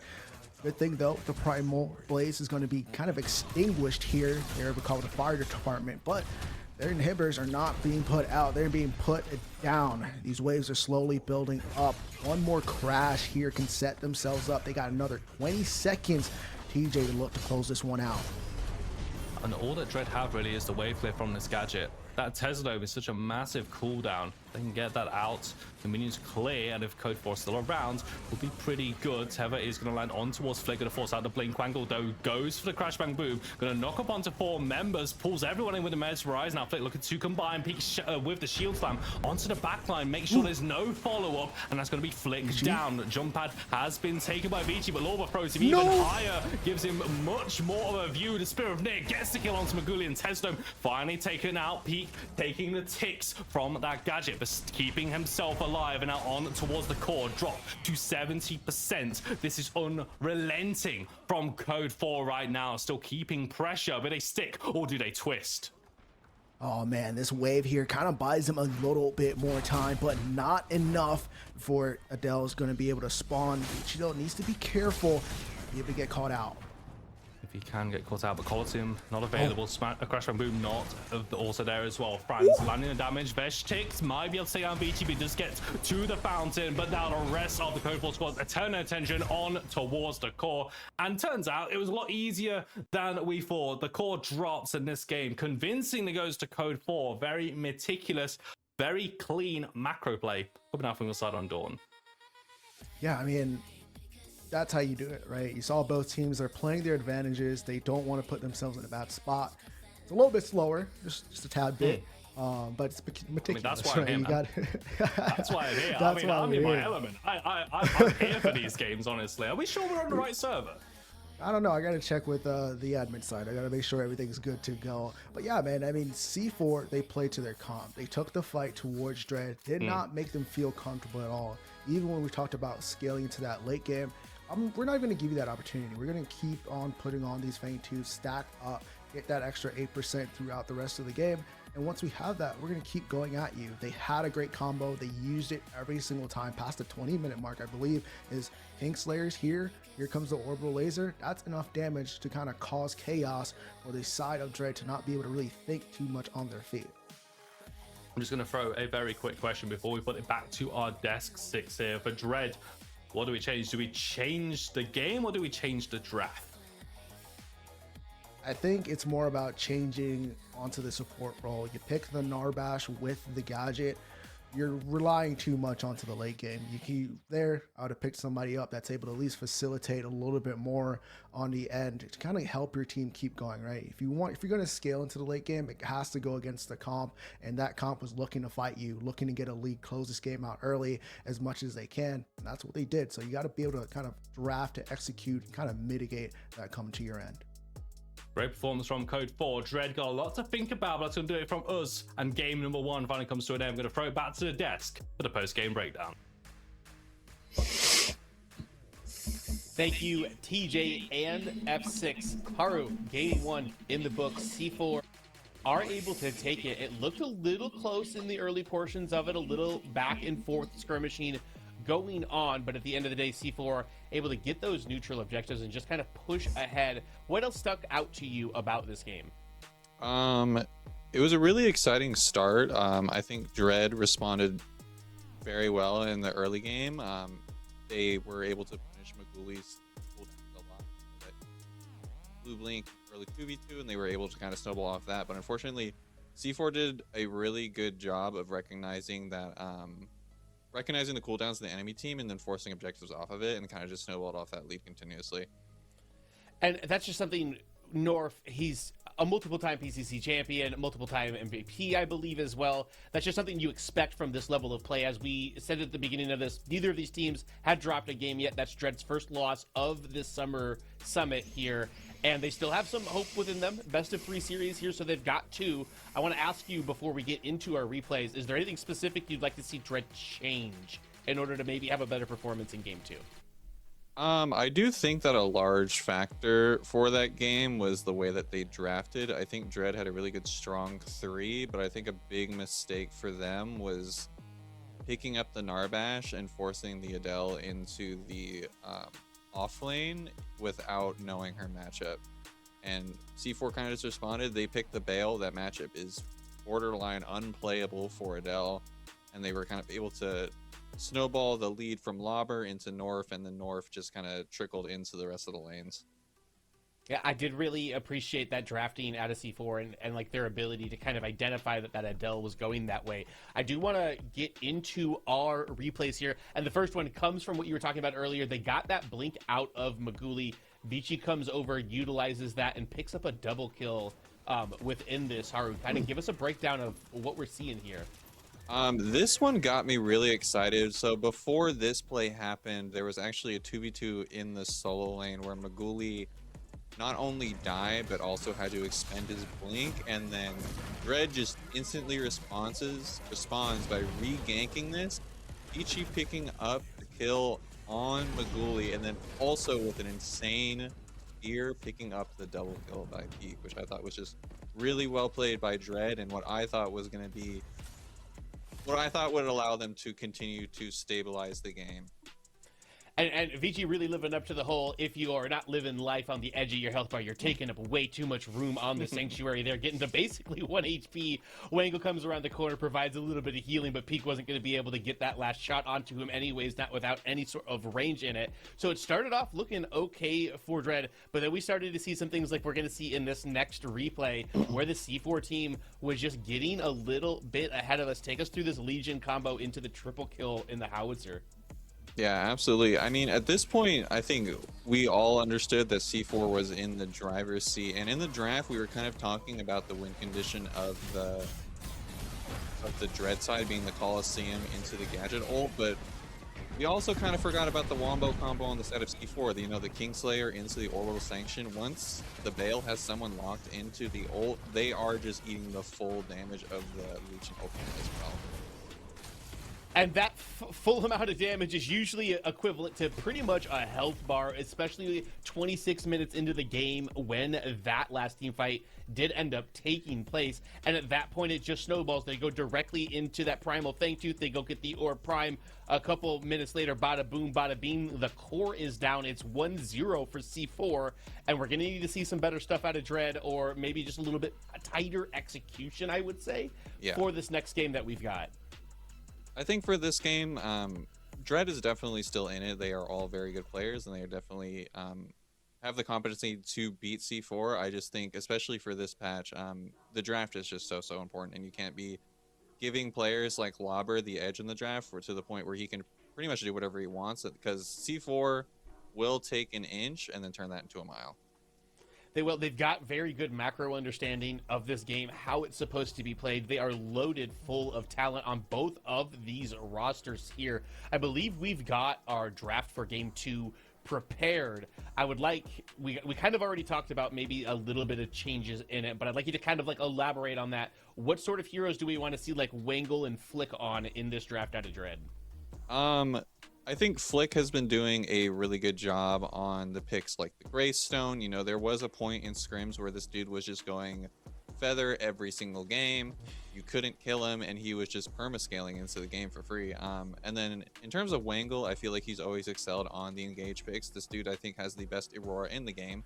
No debate. I've seen him 1v9 multiple games on that pick. So if we're getting Wangle, something like the Steel, the Aurora, even the Richter, I think would be much better suited for the way that Dread wants to play. Well, perfect. We'll have to see if they're listening and going to take any of your advice. This draft is ready for us, Haru, and it looks like it'll be Dread on the first pick this time. So it looks like Dread is going for the first pick again. I do remember that they first picked the Saurus. Not necessarily a bad pick, but I'm not sure if it's first pick worthy, especially when there are things on the table like the Adele, like the Steel. So I'm curious to see if they adjust their draft, or if they have the opinion of the draft wasn't the problem, we just played bad. And we're just seeing a repeat from what we saw in draft 1, targeting France with this Grim, targeting Vici with this Kalari. I want to ask you quick as we kind of run through these, why not just leave the Grim open and camp it? You can do that. It's just Grim is inevitable, especially when you have the combination of Eternals like Xyrus, where you're able to farm and then just essentially become Exodia, right? Like you just become a raid boss, you're 3-tapping everybody. Dread would have to play very hard for the early game, and Snowball pretty much play the way that C4 plays. Not saying that they can't do that, but I just don't think that that team excels in that play style. I do think that they like to play the more scaly, like picking the things like the gadget and going for the easy combos. So Lowe's look like they're picking up the Zarus again. I'm curious to see if they're just going to go right back into the microwave comp again. Yeah, and I might be experiencing just a little bit of deja vu at this point as the Howitzer are going to be picked up for C4 as well. It's looking like a lot of the same from what we saw in our last one. The steel comes through again. Yeah, I might have to get my brain scanned after this because I'm definitely having deja vu, Haru. Yeah, I mean, it could just be a salty run back, right? Like, Dread might pick up the Legion here instead for them, so maybe they have a double combo with the Legion and the gadget. Adele is still up. They still could pick that. So, you know, maybe we'll see the first 3 out of Dread. Yeah, it would just take the Adele in this pick slot right here in order for us to be very salty in our run back. Maybe some adjustments here. There is still a lot of strong picks available, and it will be the Akron. I like that they're trying to prio that. I said that I've seen Dr. Flick play that very well. It got banned out of him in the second rotation in Draft 1. They're going to prioritize it here, though. I do think that Acheron is a good pick. I don't think that it's a good pick here. The reason being is you've kind of just showed this is what I'm playing in jungle and this is what I'm playing in solo, which kind of just let Lauber have free reign on whatever he wants, whether it's something like the Aurora, which is still up, that is really hard for Acheron to play. Bale is still up as well. So it's interesting by the side of Dread, especially when you do have the picks like the Adele up. So I'm curious to see what they're cooking here. And it will actually be C4 banning this Aurora out. And I like what you were getting at there, Haru. Acheron's a tough blind pick. There are some heroes that Acheron just simply cannot play the game into. Just the size of the hitbox, how easy it is to land stuff. One of those is Kwang. The tether, basically guaranteed on Acheron. He's the same size as the lane. You can't miss him. Yeah. I mean, they might just be playing for full combo here. Like, it's a little egotistical to not care about matchups because they are obviously very important. I mean, do you have any ideas as to what they're going to round out the comp with? Because I'm lost here. I mean, they need an ADC. They need a support, I would say, at this point. Maybe you're looking for another big circle, maybe a Decker, another way to lock people into this Tesla Dome. But like, I don't feel like they had that much success in game one building around Zilla on the gadget in the mid lane. The Adele will get banned out from C4 here, but like, that seems to be the direction that they're going. The Coliseum sets it up. The big suck out of Acheron sets up the Tesla Dome to kind of hold people in place. But I think we need more damage coming out. I mean, the way the bans are looking up, C4 can also kind of just pick up the Legion for free. You know, the Orbital Sanction, they want to set up this big Wombo combo, but if Baguli just throws in the ultimate into their Wombo, that laser is cooking all of them as well. So I'm kind of favoring the side of C4 in terms of how they're drafting here, but maybe Dread has something unexpected that I'm not seeing here. And I would expect the Legion to be this spot in pick 4 for C4 here. And yes, there it is. We are profits. Good job, Haru. Still need an ADC. Still need support here. The Narbash is available. That would be a great facilitator for the gadget here too. Got to try to find something that plays well into this Legion here. The Mako is what they're going to choose. I was going to say, the Mako does feel like their only option here. Yes, and Wengle does play quite a squirrely Mako here. Is going to be, no pun intended, that was an accident actually. Surely. It was. Hard to lock down. Still need this ADC, maybe a Doc available. You're pretty familiar with what Warps' style is. What do you think they're going for here? I think knowing Warps, he's probably going to lean towards something like the Twin Blast. If it were me in this slot, I'm 1,000% picking up the Doc here. Good choice by Warps. Doc is just one of those characters that he's like a jack of all trades, right? He doesn't really have any terrible matchups, and in comps like this where you kind of want to front to back, Doc can absolutely pump out damage. So in terms of completed drafts, I think I'm definitely leaning towards the side of C4. I think they not only have a stronger early game, they have more pick potential compared to Dread, which is more scaling sided. I don't know. Do you have any opinions on the draft? Like, am I missing something here? My opinions on the draft is that this is looking like a 2-0. We got Lauber on the Countess, Legion in the carry role. We got North playing another great game on Kwang, I'm sure. played really good on steel last game. France was unstoppable on a howitzer, and it doesn't really feel like Dread made that much of an adjustment. They got Flick maybe onto somebody he's a little bit more comfortable with, but it's still a lot of the same of what we saw in the last game. I mean, who knows? Maybe Flick will just put on the performance of all time, show us something that we're missing, but I don't know. I'm predicting a 2-0-2. There's only one way to find out. We got to send it back to F6 and TJ DJ to see if we're going to get a game 3 or if C4 is going to advance to next weekend. Thank you so much, Desk. Welcome back, everyone, to the casting booth for game number 2. I'm still TJ. That's still F6. And honestly, we're kind of like just chilling behind the scenes, kind of talking about how this draft is playing out. Right, we've got our first best of 3 of the entire event here on the main channel, and I'm just going to start with F6's reaction when the Countess gets locked in. We're having a good chat, and he just goes, "Well," and that is it. What? Talk me through it. I mean, pretty much, Countess is going to hit level 3, and Acheron's not going to be able to play game. Without any help, Countess is just going to run at this Acheron. She's going to have absolute priority into that lane. The Hemorrhage passive is just going to eat away at what the Acheron's trying to do, trying to build that HP. So it's not going to be another fun game, or it's going to be another unfun game for the side of Dr. Flick. But like Haru said, maybe Flick knows something that we don't know, but I've seen this before, and I'm going to go with my past experience on this one. Yeah, it is an absolute brutal last pick as well. That Countess was banned in that previous game as well, so we're going to see what all the hoo-ha is about on that Countess pick. But before we drop down, we're getting, of course, that look across all of the augments, all of the blessings as well. Lorba on that Lotus, it's expecting takedowns galore, especially for Lorba in maybe the solo kill departments, but you know what happens when the Countess gets involved. But is it really that simple, right? You know, is Dr. Flick on his Acheron is like, well, GG, I guess? Like, surely it can't be that simple. No, it's not that simple. I mean, you got to put some skill towards it. I'm not going to disrespect the top players of this game, right? But I'm telling you right now, it's going to be a painful lane. And I think the biggest thing for me is kind of what we're seeing, right? The rat. Mako. I don't know if he's a rat or a hamster yet. I'm still trying to figure that one out. But I like this pickup, right? Last time we talked about, hey, that double scaling with the Narbash and Gadget's not well. But now we have the Mako, right? You still get that sustain, but now you get a more aggressive support. Very mana hungry, though. But you're able to kind of subsidize that with kind of the Eternals, with kind of like itemization, right? But this is going to create a little bit more of an aggressive dual lane who's going to be able to match up with that Legion versus Steel. Because in that game 1, it felt like Warps' carry performance was kind of one of the only shining lights there for the side of Dread. It was the only lane that was winning. Maguli, of course, wasn't it on that. Legion had a very passive game, just kind of had to throw out the ultimate on top of Lorba and just kind of win from that there. But you know, does the more aggressive Mako kind of say, okay, are we now playing more towards this left hand side than we did in game 1?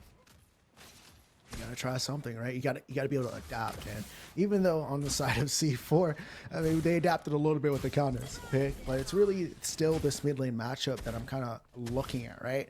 Last game, France did like a little bit of a slow start, but able to kind of start to be that impact into this game, and that was really what turned out for C4, right? Getting that aggression out of your mid laner and that damage translation to help everything kind of move along in those fights. And I think also a point that the Lance was talking about at the desk as well, just the hitbox. I'm more talking about, of course, the size of the Acheron dealing with that Kwang as well. But when you just look at the Dread lineup for hitboxes, you know, there's some big ones there for sure. And it's going to be very easy, I think, for France to kind of find that damage with those skill shots. BG looking for that initial move towards the left-hand side. I think just more showing that his presence, trying to keep Maguli and Peak in check, but also North has been tracking. He's going to follow around. Ooh, man, I thought he was going to be able to get something there, but just not quite. Lobber. Oh, hold on, Flick, relax. There's a T1 tower there, buddy. We're just 4 minutes in. Nice little movement there with the web Spider-Man himself. The Gadget might be in a little bit of world of hurt here. Speedgate be able to save the day. They're able to get to safety, able to jump over that wall, although Off is still not finished there, just moving into this one. Maybe gonna have a very early battle of the two camps once again. Kind of gives you a really good indication as to how strong both of these compositions are in the opening exchanges. It's who's able to complete that first invade here, but it looks like both these junglers just gonna go for their own. Seedlings are on the board. We have a lot of opportunities for these teams to clash, Not really interested so far. Wangle with a very early rotation towards the mid lane once again, but France on that howitzer has got the distance, takes the gift, but he's just going to send that one back in the post. He's not worried. Yeah, I love the fact that Wangle's trying to be a little bit more aggressive, kind of doing the same play Peak did in game number 1. Early rotation towards the seedling, but not too much there. Wasn't able to get the right timing. Anytime, though, might be where Vici might be out of luck. Tether misses, though. Good avoid there. Now Flicky is actually going to go straight in towards the backline, and now with the heavy amount of the pixels just to body block out this North, gets the shield from the lights of the heavens. What? That will be enough to keep him alive. And now for the counterpunch from Code 4, it's got to be on Zilla and Flick to try and get away from this one. Lorber looking for a shadow slip, looking for an even side, not going to find it. Blink though just getting some free damage on the way back, although Vici looking for the route that is going to land. Blink comes out from Lorber and Vici is waiting for it, looking for that stun, looking for that spear of near, and Lorber knows about it. Shadows is forward. Vici blinks after Lorber, needs a stun to connect. Now needs a spear of near. One more shot. Has he got it? Not this time, but now he's very low and very caught out by North. Wangle has to help him out. Not sure how Lorber is able to help this one. Moving forward, Tever is going to land. Good stun there, but Dr. Flick still around. And it is now a saving Private Ryan moment. Get Vici out alive. And France is still looking, maybe able to get something. Boop does hit R2000 offline. Unfortunate. And Vici gets 3 camp and somehow just escapes even after utilizing the blink. I don't know what's going on, but I think Dread took a page out of C4 from game number 1.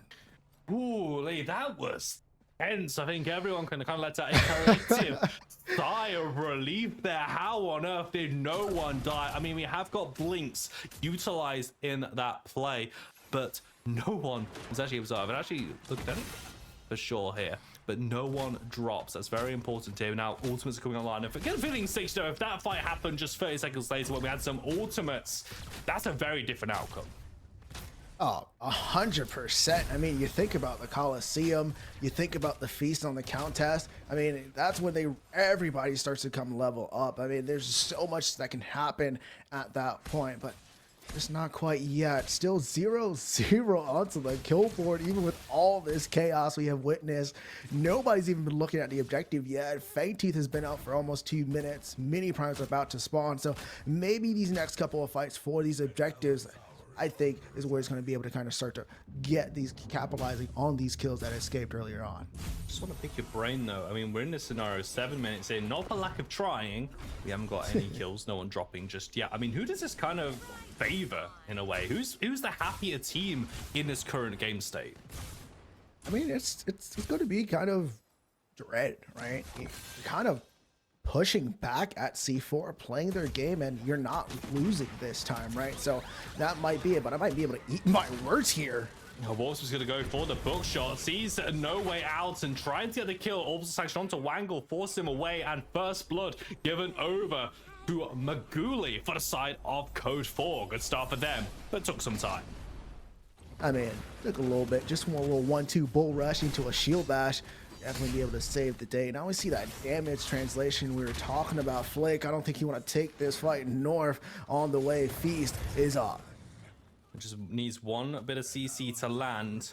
Dr. Flick, he just seems to kind of come alive on his Akbar, and you can get the sense there that he knows this matchup. He just he knows the limits, he knows what he can push and also when to back away. And I think maybe a bit of spidey sense channeled by those extra legs, thinking, I think North is around here. I'm just gonna chill a little bit. You know what? Spider's gonna do what a Spider's gonna do, but it's Lobber that has to go away. But here comes that ultimate Lobber, the Long Coliseum. My goodness, save some resources for the Fangtooth fight. They said, no, we're gonna capitalize on this and not let North do anything. They pick up and answer back onto the side of Dread.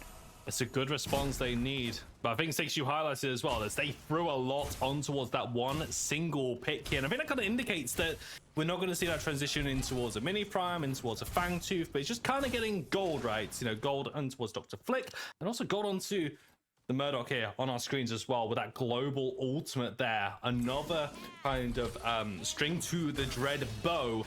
They can look to try and play around here as they're able to secure the Green River buff for themselves. Things starting to look up a little bit. Just a little bit. I mean, definitely up in general because I mean, you think about what are we trying to do, right? We're trying to accomplish of playing the same game that C4's doing, and like we've highlighted earlier on, that's what we've been seeing this entire game. So even though, like we said, put a little too much resources on it, the Fangtooth is up, right? So they got to play around and see if they can match C4 when it comes to an objective fight. This steal is going to offer a lot, right? Wangle does have a little bit more of an aggressive support with Mako. But when it starts to come to level 6 being online for these supports, Steel, I'm going to take my day every day with that man to be on my team to really create some separation, create an advantage for us to be able to capitalize on that space around the Fangtooth. And it's in those objective fights that you really just see how incredible Steel's kit is just for just dealing with this area. Truly the bodyguard of these objective pits as well. And also that shield wall that he can throw out as well can stop a sticky mine, can stop those projectiles. Although can't afford to let Zilla be picked off. That's another way of stopping projectiles. If you take down the gadget, Blink forced out. But he's going to keep him on the board here. And this opens up a window here. Code 4 starting up a first Fangtooth. I mean, you think about it, right? Legion also now just has the global or the orbital laser ready to go, and that's kind of big, right? You're able to push them out because you do have 2 people inside the dual lane, but they've already started Code 4 here onto the side of the Fangtooth, and France picks up the solo dolo. And I mean, that's just a little bit rough for the side of Dread as they're not able to really capitalize on anything there. A very interesting point here, though, as North is able to take down the Fangtooth for himself. Also, Sanction also coming out, and there's just nowhere for Warps to go. Rock up to a fight they were not ready for, and Maguli's one, I guess, his second kill credit of the game. He also saw towards the right-hand side as well, a bit of rumblings around the mini prime. I think Dread were able to stop that. This first Fangtooth for Code 4, step 1 of their winning formula already completed. My goodness, I mean, France is just out of there. Make it rain pops to try and escape, but North, you gotta help. I mean, France is going to drop down and actually avoids the long arm of the law, but insta waiting arms of Avicii there. And is able to get that kill. Elise answering back. I like the signs of life coming from Dread, but it's really where they're going to convert it, though. Because I've still seen the mini prime on the board 6. I mean, is this the natural progression? Avicii seems to think so. I mean, when you have the Mako just continuously helping out into these lanes, right? That's the aggression that they were missing on the side of Team Dread. They're able to capitalize on this, right? Now they have the mid lane advantage. They still have to fight this out, though. They have the numbers, but here comes Lauber taking a little poke. They got the number. And I'm not be able to contest here as they do look like they're going to scrote it away, right? North doesn't have too much mana. They looked at it, not enough time to really respond. So, I mean, hey, good job, Wangle. You're doing what you need to do. Help your gadget out until you can scale into a little bit later part of the game. We did see the hunts come out, though. That means that the mini prime is going to be on towards Avicii for this one. I think I would have naturally wanted to see that on towards Flick for sure. Maybe just to deal with his counters a little bit more. Kind of maybe a bit of a panic there, not knowing if with Lauber showing, perhaps they're thinking maybe North's going to try for a steal. Maybe, possibly. I mean, there's a lot of options here, ladies and gentlemen. But I mean, it kind of comes down to like kind of the prioritization of it, right? When you put it into the Avicii's hands, there's not like a possible gank that you know where to go, right? As North, if he notices that Acheron has the mini orb prime, you know he's going to focus over onto that side of the map, and Acheron really can't really utilize it as much. He has to be careful in that lane, especially towards this matchup. So I like it on Avicii, utilize it somewhere, but the mid lane, probably where they're going to be looking at. Well, Zilla, in a world of pain, drops low. Peak. Drops Tesla Dome, but not going to drop out of this game just yet. He's able to get back to his tower. Gets safety. Peak, as you highlighted, just leading charge for Maguli and North into the Dread blue side jungle. Not able to find much. Didn't really get any wards down. Just a little bit of knowledge, but I'm going to pick anyone off. Zilla's still sticking around. I'm not sure I like this one either. Wangle able to catch the wave in mid, but now we're seeing Code 4 once again go from second to third, starting to roam around. Avicii with this mini prime. I'm not sure you want to fight this one. Uses the blast flower, tries to get a little bit of separation, but this is a 3 versus 1. This feels like bullying fleeing, and Vici hit by the tether. Surge looking for that knock up here. Vici trying to wait because look who's on the way. Flick and Wangle, could they help him out? This will be Mini Prime off the board, and France gets that killing blow. Wangle arrives way too late, able to use that jump to get away, but Pig's got a bit of a bigger one. No Shield blink. Slam confirms on towards that support. Stun lands on towards Dilla, and France is there. R2000 double kill for the Code 4 mid laner. Now Dr. Flick though wins the solo bolo against Lorber in a crazy sequence of events there. Hold on. I mean, we're getting ready to pass the mic, but it's a blink into a buckshot. Warps taking it there with the aggression. Oh my goodness, it's a back and forth match. Both teams, somebody wants a win here, and I don't know who wants it more just quite yet here, TJ. Okay, I'm not really sure what happened there, to be honest. It feels like everyone just decided with the Earth shift happens. Oh, there's, are we just going to get the blood pumping? We've got a solo kill on either side of the board, collapse in the mid lane on towards VT and Zilla as well. Absolute crazy, but let's take stock, right? Because they get the pick in the mid lane, but Dr. Flick gets a lot of damage on this tier 1 tower on the off lane. Tier 1 tower dual lane also falls for Warps and Wangle, so Dread able to get a lot out of this. I'm going to take a little step back, kind of slow this one down, because we have a lot to break down, but we don't have much time. The second phase 2 of the game is coming up, and if it's any type of image showing what's going to happen into the future, it's going to be a pretty bloody bath fighting over this one. The Shaper is up as well. Now it is transformed into a Shaper, not a Seedling, but there's so much chaos starting from taking advantage of the Toucan. They push out Gadget. They should win that fight. But Lauber, already damaged, chooses to fight the Acheron, and he just ends up winning that throughout the damage translation. And then, yeah, Maguli, low HP bar, wanted to take that fight, but Warps, just an absolute unit, has the confidence, says, I have Liberator to be able to kind of just go through that global orbital laser and just kind of be able to pick himself up. He's going to be on receiving end of a shield slam. They want to get a little bit of revenge there. Big chunk coming out on towards Warps. There's nowhere to go, but great strike from Wangle. Tesdome thrown out by Zilla there. Forces Pete to take the long way round. Vici pushing forward here. They have got the pick on towards Maguli. They're able to answer back, but here comes France. Make it rain. And that orbital sanction forces the blink out of Vici. R2000 nearly gets the killing blow.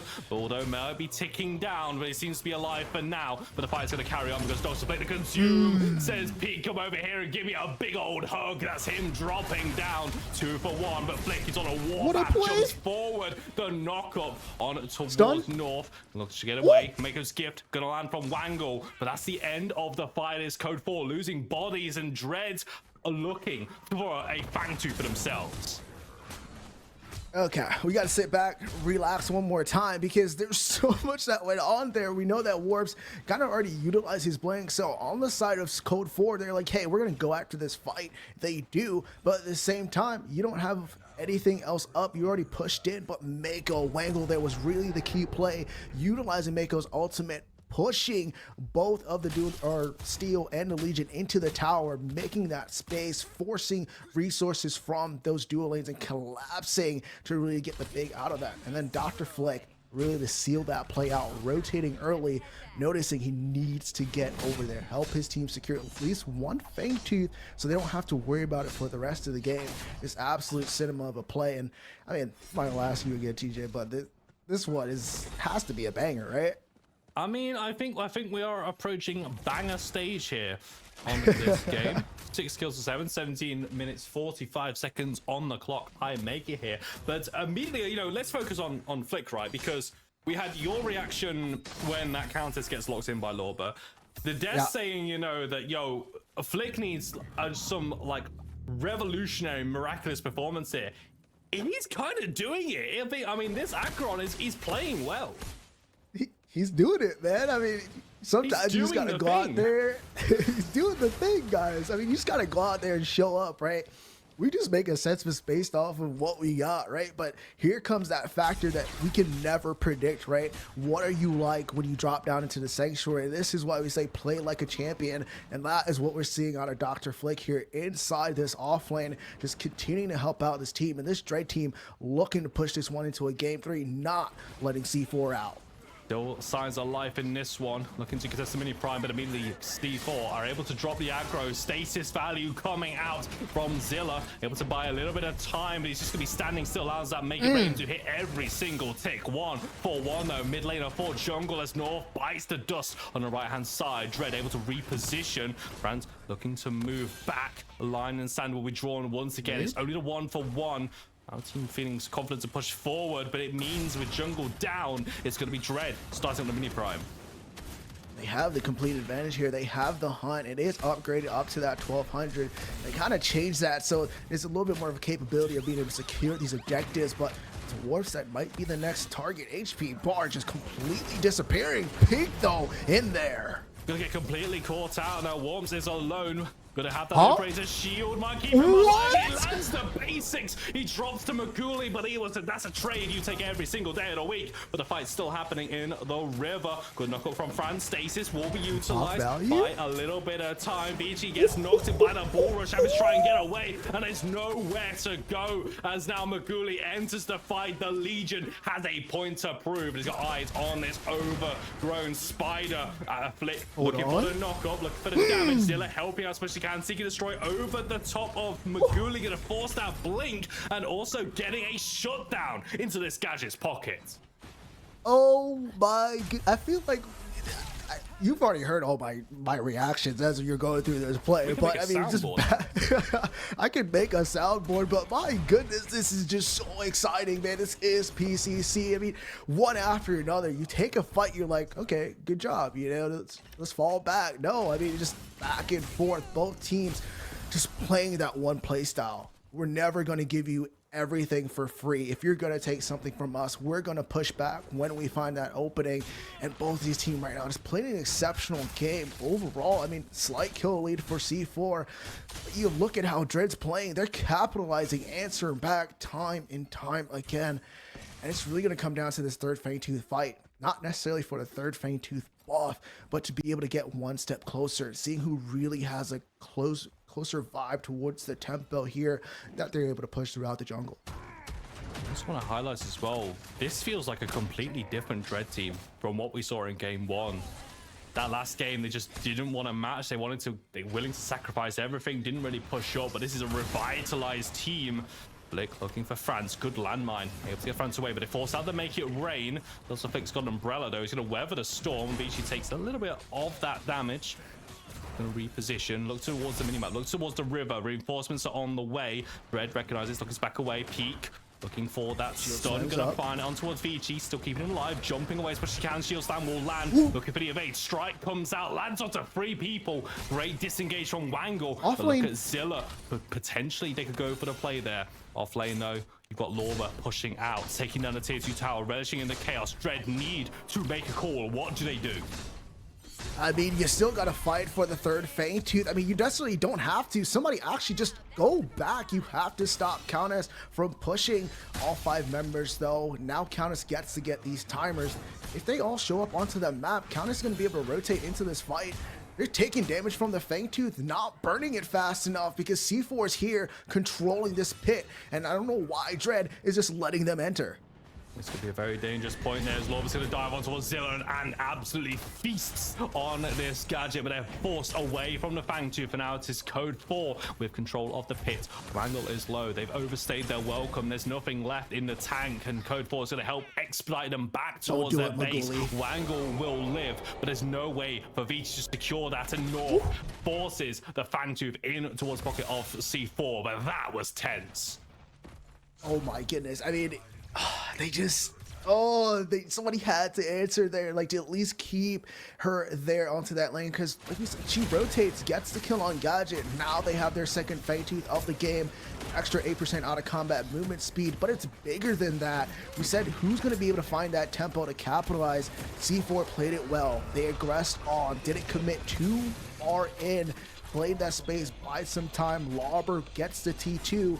They get the Fang, get the Shaper, and now they're going to be able to push these lanes. It's already in a good state, and these ceilings are going to make that happen. As we take a nice and close look at the scoreboard here, right? We said Flick was doing great, but look at all the gold that Lauber was able to catch up on. He's able to pull this one back for Countess going even here, but there's a very subtle goal lead, I think, for Code 4 there. Dread doing much better, keeping this game at least a little bit more competitive. I thought to be caught out there at Wangle, but I do forget sometimes you are playing the Mako and you just kind of laugh in the face of a steel bull rush, I suppose. Able to reposition inside the red side. Or Prime still on the board as a potential battleground, but we have got a bit of a wait now for Shaper, wait for Fangtooth here. The waiting game, you know, we kind of sit here, you know, there's a lot of possibilities, right? But we all know it's the right side of the map that we're focused on. We got to kind of keep the wave on mid and onto the off lane set up. Big advantage here is kind of towards, or no, it is towards C4, right? You look at the map, there's no T1s for the side of Dread, so they don't really have too much safety. On the meantime, though, C4 has a little bit more room to fall back to that tower, maybe potentially take a tower shot or two before Dread's able to really capitalize on anything. So, I mean, there's a lot going on here. They got to maintain these wave states and kind of push themselves up and not let Code 4 push the wave into them, creating the space so they can get a deeper vision. We know what Code 4 are like when they get that opportunity, whether it be the pick, whether it be a slight tempo, North will just go for it. Bit of a rough pull, but hey, sometimes in these games you need to go for it, and especially if you back your team. That's a crucial part there. You know, when you have that momentum in your sails. 25 minutes on the clock here. Both teams once again just kind of moving around the map, setting the waves, trying to get a setup here. Lorba back on split pushing duty, but it will at least have Flick to help out here. It's gonna be a big miss though. If C4 look to force this fight though, looking onto North, Heather gonna find the mark. They're still fishing for this 1-6. I mean, they're just controlling this red side, right? We talked about where the attention is going to be on that side of the map. So this is what Code 4 is supposed to be doing, right? Keeping kind of the aggression onto that side of the map. You look at North, he's tanky enough. He's okay. He has the mobility. He has a lot of room to be able to escape there. So he's going to be just fine as long as he doesn't get caught out by too much. It's really the problem of these wave states, right? Look at offlane getting pushed in. Nobody onto the side of Dread is really answering anything. And C4 maintains this. They're going to be doing what they're doing now, pushing Dread out of their own jungle, even though they're trying to farm and Wangle. My goodness, oh no, brother. Yeah, this just isn't your jungle, my friends, at this point. Evicted by the side of the Code 4 roster there. TVT just trying to take his jungle camp, but that was just so much. And oh my word, the slow mines from France, that was just ridiculous. Zilla chunked out. The very important fight here. They've got a health bar advantage. There's no healing. Straight onto the All Prime here, like this from Code 4. Force a response, and I don't think Dread are in any position. They are not. I mean, the Mako's out of the fight, and your one sustain and kind of your setup is there. In the meantime, Vici on the opposite end of the map, Acheron is not there, which we've already highlighted is kind of the important factor of this Dread team throughout this entire game. And if he's not there, if Mako's not there, there's really not much that they can do. Big Or Prime goes over towards this C4 team. The gold lead substantially increasing, and this is not what you kind of want to have for the side of Dread, right? You did so well into this game, keep fighting back, but at this point, it's slowly building up that tiny lead that C4 has kept throughout all these engagements. You're seeing it here now. I am just wondering if we need Flick potentially to just seed that tower, let Lorba get a bit of damage on the team hip. If that means turning a fight into a 5 versus 4, that is a potential play they could do. I mean, there's a reason why the inhibitor on that off lane is about half HP at least. What happened last time with Lorba here, but Code 4 really creating a very complicated game state here. Lorba is not overstaying his welcome. I'm going to look to try and back away. North is over here. We have got Primal Fangtooth. This is free Fangtooth Monty point available for Code 4. We know for Prime, they have the advantage. They have the tempo. Forward stun towards Wangle. R2000. I mean, just obscene damage coming from that howitzer. And they force Dread out of the jungle. Once again, an Acheron getting collapsed on. You're not safe in that tower, my friend. But Consume is going to come out along on the Lord. Just tag onto 2, and North was tanking the tower. Hold on. North is going to drop. North is low. Great link-up play. Banner throw down from Maguli.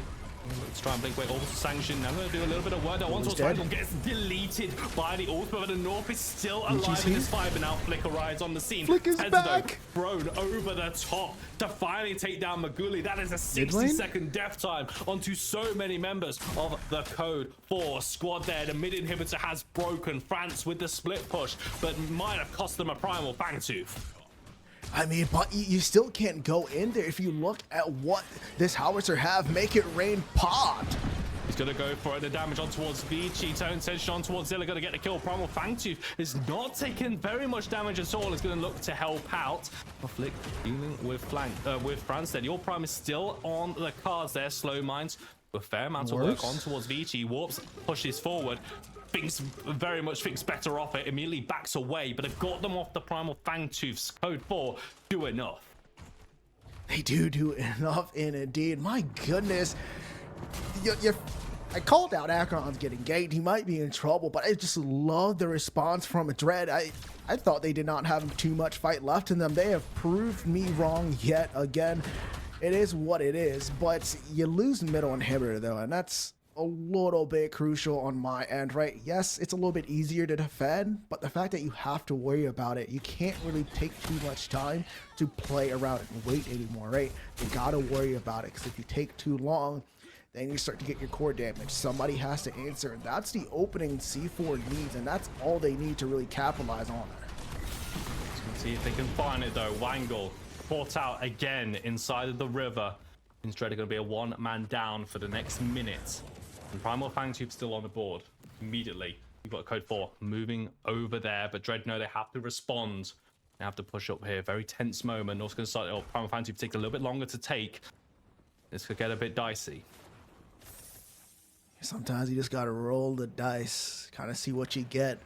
This is it for Dread. They need to capitalize. They gotta find a way to really stop C4 from getting the Primal Blaze. Once they get that, these team fights start to look a lot different. We've seen a damage translation France has been able to do, but they can't even enter the pit. I love how C4 is playing this. Lauber, France, and Peak just continuously... Just hold on, I thought Warp stole it there for a second. Hold on. Had to really come back there. But continuously poking them out. And now with that Primal Blaze, the Shaper's up. They can take a reset. And they don't have 3 inhibitors to kind of break down. They only have 2. And that is a lot less. So they can be able to kind of push themselves, be a little bit more aggressive with just that 2. This is insane. This is such a tense game here. I mean, we look at kind of highlight the stakes here as well. What this means for this qualification. This isn't a tournament ended by any means here. It just means that one of these teams will not be playing tomorrow. Another team will have to play another game to try and qualify, keep their tournament hopes alive here. Shaper secured by North. Very much going through the motions here. You feel, Six, that it's taken a bit of time, but they're now finally back in a similar situation to game 1. I say a little bit. We've played 1.5 minutes in. I mean, for me, this is a little bit of time. Yeah, I mean, I get it. It's just a small amount, you know, not too much. I mean, but at the same time, it's like, you got to be able to close these games out. Right now, C4, this is your time. You have the 3rd Fangtooth once you picked up the Primal Fangtooth, right? You have that extra 8% damage and armor. That should give you the advantage, right? You already have a goalie. You have an inhibitor down. Take these fights earlier on. You have a little bit of time on these Ore Prime. Push these lanes up. Do not be scared to fight. If you are, this game is going to extend more and more and more. You have to stay aggressive. Find that. I get you don't want to lose, but sometimes you just got to risk it for the biscuit. Risk it for a chocolate biscuit. Didn't think I'd ever hear F6 say that phrase. Things been hanging around with me a little bit too much there, I've got to say here. But Code 4 just very much going through the motions. But I should say, if this game just extends a little bit longer, you'll also get some damage down there. Helped out by France, but the Consume just does so much. The Execute takes down Lorber once again. Code 4 arrive on the scene and me think, hang on a minute, no, I don't like this. Let's get out of here. Yeah, I mean, they're like, you know what? I saw somebody disappear. I don't want to be any part of that. I mean, I get it.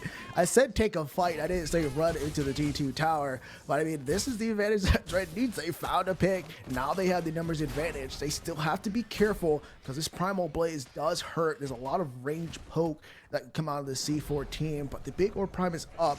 C4 can't just really pull this one willy-nilly. Still gonna have to zone out, keep this vision game up, fight for the positioning of this river. Oh man, we're just still back again into this waiting game. We're looking for that opportunity. This dance between these two teams, just fighting out over the vision, kind of keeping us on our toes because we're now. I said like this is an extended game state, right? We're now hitting level 18s across the board. We're looking at full items, starting to be completed here. I'm pretty sure both Maguli and Warps here are on 5 completed items. Near not going to be completing their 6 here. For the side of Warpster as well, going for the Zarus. I mean, we've not really spoken about Eternals that much here, 6 in this game, but a really good opportunities. We've 100% got time. But we're now seeing situations in this game where kind of the Demiurge is coming online. Lotus has just been quietly stacking in the background. Zarus pick up on both Flick and Warp, starting to see a lot of value here. Really making this game a little bit more interesting. 6, what are your thoughts? Yeah, I mean, I think it's really where the supports start to get stronger and stronger the later this game goes, right? Think about Wengle on the Mako and Peak on the Steel. They're both having that Lotus. This is just going to keep making them have impact, right? It is Gamba, you know, you're hoping for the right stats. You're looking for health, HP bar, a little bit of bonus damage. The movement speed helps, but it's got to not really the important stat out there. But the real big thing here is Warps on this Zarus, right? That is a big thing, right? That's going to be able to help you kind of scale into it, and so as well onto Dr. Flick. So the later this game goes, I mean, talk about scaling. Look at the gadget, right? She's having a feast day. She's like, you know what? 35 minutes. That's my time to shine. So there's a lot of big things going on here scaling-wise for Dread, but they still have yet to find an opportunity to close this one out. That middle inhibitor is dead. That's a big impact, TJ, on how this Dread team can really play these objectives. It has at least respawned, and Flick is able to push out the wave. Ichido getting a bit aggressive here. Eyes over on towards Warps, though, seeing his portrait within the members, though. Shield Slam comes down on towards Wangle. They might be without a Talisman player once again. That's a big pickup. Lorba dives on towards Warps there. Sandstrand Tessadome on top, but Warps still bites the dust. Stasis will keep Zilla alive a little bit longer, but Franz in the air, piloting to perfection. That's 3 kills in the blink of an eye. A great collapse towards the right-hand side, and Code 4 not done yet. They push forward into the red side. Make sure Vici, make sure Flicker out of here. Back to the All Prime they go. I mean, they're looking at this. They do have the Legion still up, so as long as the Legion does not die, they have the damage to burst this down.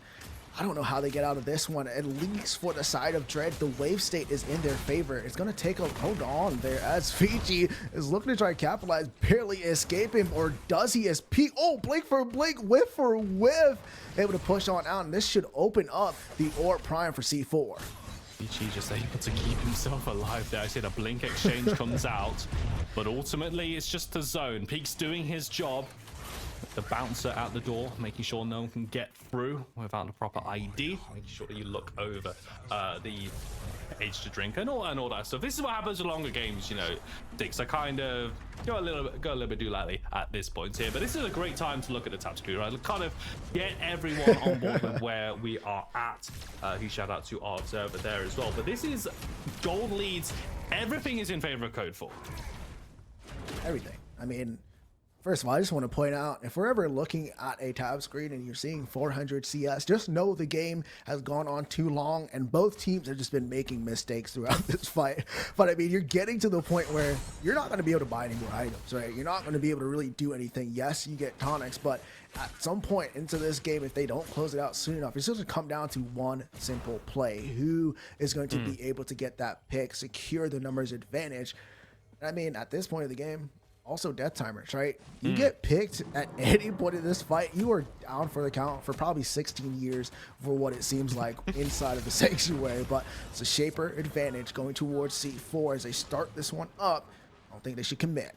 Make It Vain is forced out by Franz there, and Flick is feeling every single tick of it. Slow minds, one more should do it. That's a great pickup for the side of Code 4, and the huge body of the Acheron comes to punish there for the side of Dread there. Shield Slam from Peak there, the Orbital Sanction on top there. Great play from Peak to keep that ultimate ticking on towards Zilla, and once again, Dread lose 2 members. 75 seconds on Zilla. They have a false inhibitor in the mid lane. That's not going to last too long. What do Code 4 want to do? Do they want to push, or Primal Fangtooth might be another take here?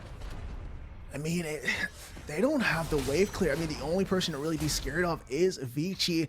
The safe play is to go for Primal Fangtooth. But at the same time, it's still a little bit risky with the jungler up, hunt for hunt. But it looks like it's going to be Dread waving the white flag, saying, we're just going to take the L on this one. Maybe we can mount a defense. But like you said, the timer is ridiculous long, but the law is still not quite enough. I mean, you get picked off there, and then meanwhile, Gadget get tossed around like a ping pong ball. I mean, it just had nowhere to go. It's just looking so detrimental. Primal Feint 2 secure, number 4 for the side of C4. They already have the third one. They have everything they need, but France might be getting caught out and might be the one that goes down. Blink is expended here. This will be a good pickup as France goes into the air, to make it rain, but Warps is underneath. There's a bit of skeet shooting and takes down that mid laner. Crashes down now. Warps is in danger. Orbital Sanction Tether combined. Warps goes slow. Great strike comes out from Wangle, but that'll be the last play he makes here. But it's not enough. Peak just runs down and takes the murder for himself. He says, I am the law. 2 more kills. Dual lane down for Dread once again. Code 4, another numbers advantage. Yeah, the problem is C4 keeps getting the numbers advantage, but they either get caught out, or when they do get the advantage, they chase too long and they have to answer these waves. On the side of Dread, yes, you're doing a great job pushing the waves up, securing maybe some kills, but they're spending a lot for it. They're losing the numbers, backing out, coming back into this fight, picking something up, pushing these lanes, but they're not able to really mount anything. So it's like mistake after mistake on both ends, and no team, even with the Primal Feint Tooth, even with Big Orb Prime taking down a middle inhibitor, this C4 team can't find a win because they can't control their wave state. Just seems like such a fundamental part of the game as well. I mean, it's been the reason why Dread have been so difficult dealing with kind of any advantage they get, is that their lanes haven't been going their way, and now it's working the other way. Code 4 just can't capitalize. They don't have control of the wave. That's why we see Lorber towards that left-hand side in the dual lane, pushing it up, trying to make sure that any pick here, if they get the pick with the waves pushed up, that is just an immediately siege into the base. And now 40 minutes, we've passed the Rubicon, so to speak, of the late game Predecessor. That's just the game right there. All of a sudden, the previous 39 minutes of 30 seconds 6 do not matter. Is now one mistake could decide this game. I mean, surely with an inhibitor down in mid lane. No, you look at the wave states. I mean, in the dual lane, they're able to push it out. Gadget, at this point, it's 40 minutes in, being able to farm the mid lane, still able to do. If anything, C4 has to look towards the off lane if they want to get any type of impact, but nobody's over there. Their focus is onto the left-hand side of the map with that dual lane you previously mentioned, and I'm still wondering, they don't really have anything to stop, right? Because you think about the wave clear. You have Gadget, you have Flick and the Murdoch. They have the wave clear to stop any type of push C4 wants to do, and C4 can't do anything here. They just have to farm, and like we said before, we're into a waiting game, and it's not really too much that's going to go on here unless we get a pick, as we see the rotation here from Lobber, but not able to capitalize on anything goes quite yet. He's just able to move back, able to reposition, able to keep himself on the map. As long as all 5 members of the Dread team remain here, they'll have a game that could still be winnable, because we are now, I said we're past Rubicon, we're at level 18, right? Full items are being built. Zilla, full item build there, even picks up a Spellbreaker. You know, we're at the points of the game where mages are buying defensive items, you know, just hoping that spell bubble allows him to survive 1 moment longer to get that Tesla Dome out here. I mean, 6, we are now in the true late game at this point. I mean, the fact that supports are hitting level 18, you already know the team's going on long enough. You know what I mean? Supports getting full builds. What are we doing here, right? Like I said, I mean, it's just mistake after mistake from both ends. And I mean, we're still waiting for that moment. Big Orb Prime has spawned. This might be that. There's going to be a full attention onto this right-hand side of the map. In the meantime, though, for the side of Dread, they have to maintain that mid lane. I want you guys to keep an eye on that. That can slowly kind of be detrimental to what Dread is trying to do. They can't be the aggressors, but they still have to maintain vision, information along the Big Orb Prime. But once this Primal Feint 2 spawns, that's a lot more attention that you have to do across the map. You have to also maintain eyes on. And I mean, Mako shows up left lane. They know they have the advantage on C4, and this is going to be a big rip at the Orb Prime. This is so good for them. Look at this, the off lane pushing in towards that inhibitor. Wangle now has been called over. That was a big wave that was starting to burn here. Dilla has just been stuck in that mid lane, just forcing it out. And resulting here is that once again, Code 4 able to just overpower Dread by not really doing anything, just pure presence on the map, taking for themselves. Now Code 4 moving towards the left-hand side of the map. They want a double bubble buff. They want the Primordial Blaze for themselves to hopefully close out this game. Hopefully, fingers Hopefully. crossed, they have the big Horde Prime. Middle inhibitor has spawned, though, for the side of Dread, so they don't have to worry about that mid lane anymore. They just have to set waves up, and they're good to go. With Gadget here, they can fight around this pit. Yes, you have Orb Prime, but it's Primal Fangtooth, that Primal Blaze that we are really scared of if they get it. They're not going to try and allow this. They're going to have to contest. Dr. Flick is in. They go for the dive. That was on towards France. Going to force out the blink. Orbital sanction from Maguli as the Emperor's Wrath takes down Dr. Flick. Peak free man. Shield slam. Crashes down. But Warps is still alive in this fight. Long arm with the Lord. Oh my. The pick here. Dread able to answer back 2 for 2. Look at Lorber though. Lorber. Moving the pincer. He's got his eyes on towards this Murdoch. Teva's going to land it, but Lorber just deletes Zilla. And the shadows straight back. Warp still alive. Buckshot on towards Peak. Eventide going to connect. Wangle healing as much as he can and dive now on towards Warp. Just needs to hit a few more shots. Peak going very low. Buckshot not going to find them. Oh my god. Still staying alive. He's healing with this Eternal standing his ground, confirming the shots and does everything that he can. 3 for 4 in the dual lane. It's only Wangle left to try and hold this base. I mean, surely without the wave clear coming in from Wangle, but he just has to clear this side of the offlane. If he's able to clear that, look at the wave state in mid, look at the wave state in duo. Big Mako all hits the double, hits the jump. The movement is ridiculous right now as he's unable to really do anything. He's buying time though here, TJ. Go for it, Lorber. Oh, Lorber nearly drops there to the tower. Wangle finally ticks Flick down. is up. But look who's here for round 2. Flick is on the board. And Lorber's like, no, I want nothing to do with that anymore. Get out of their base. This game goes on 6.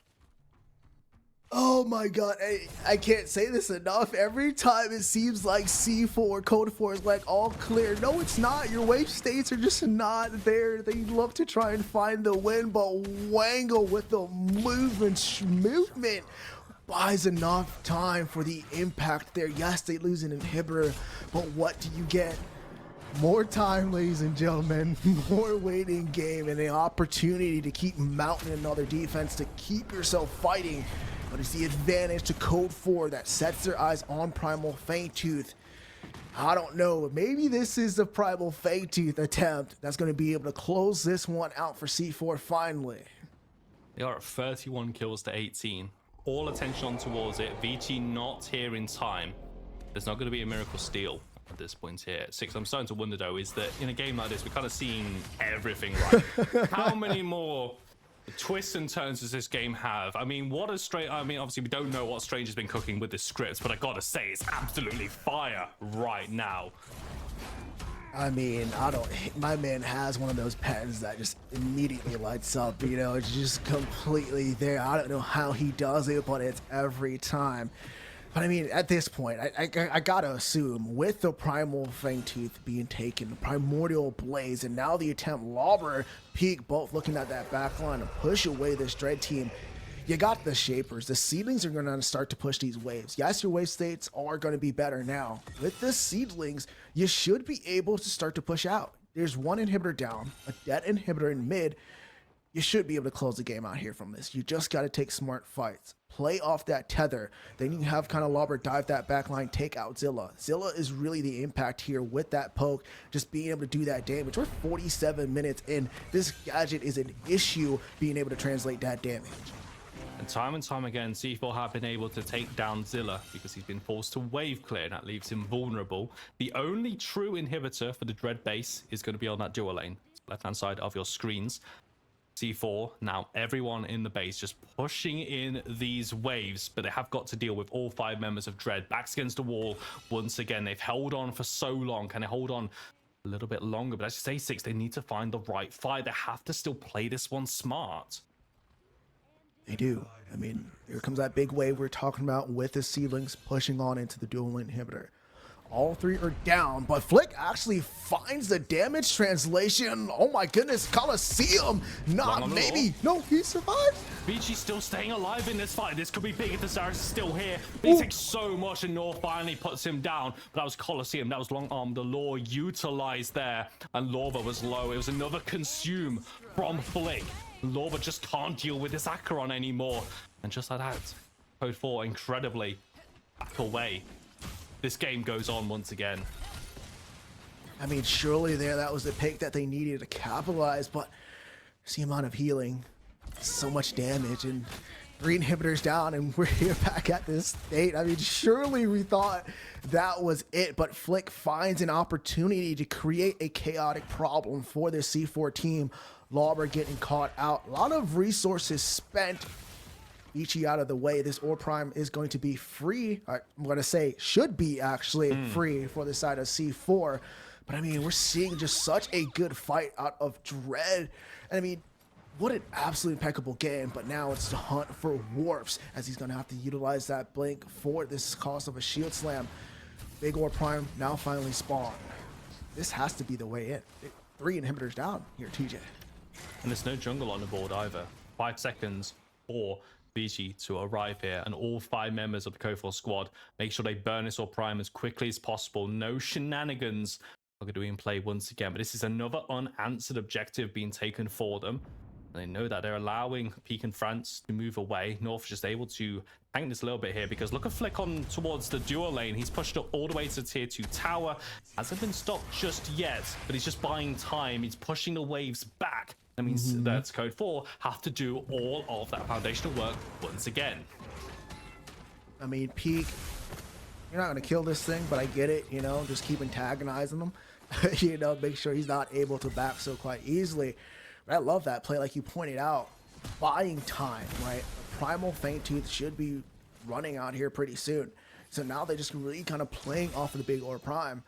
Yes, C4, you have that sieging buff, you're going to have stronger minions, but if you don't line this wave up and you're able to, on the side of Dread, just clear one wave after the other, that's big for you, right? That's going to be what you want in the situation. Not all these minions collapsing. Clear these waves and keep buying time to kind of try and find another opportunity if you can, but it's looking a little bit rough. I mean, surely the 5th time has to be it here, TJ. Well, you know what they say, 15th time's the charm at this point here. Dread, once again, deja vu. It's Groundhog Day. They're backed up to their base here, but this time 3 waves of minions crashing down.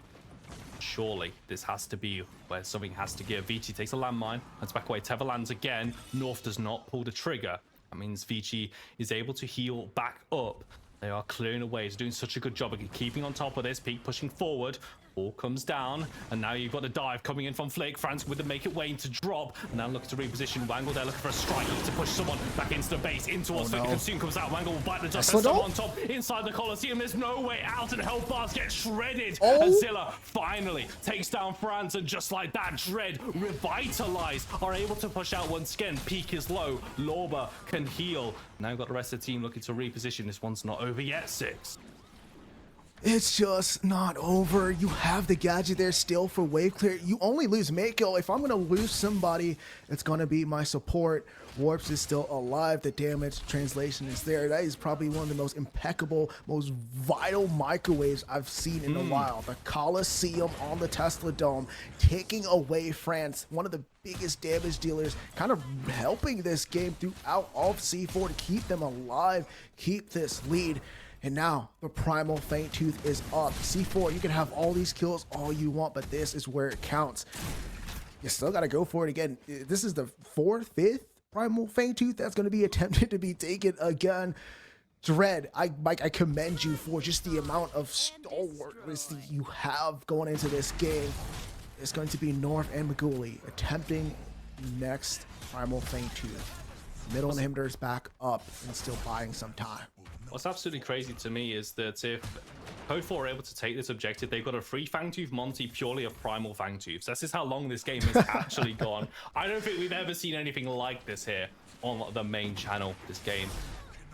I mean, we might this game might actually make us have to rethink our little terminology guide here. We have the 40-minute banger, but we're 52 minutes in at this point here. Like... Do we get the hour-long banger game?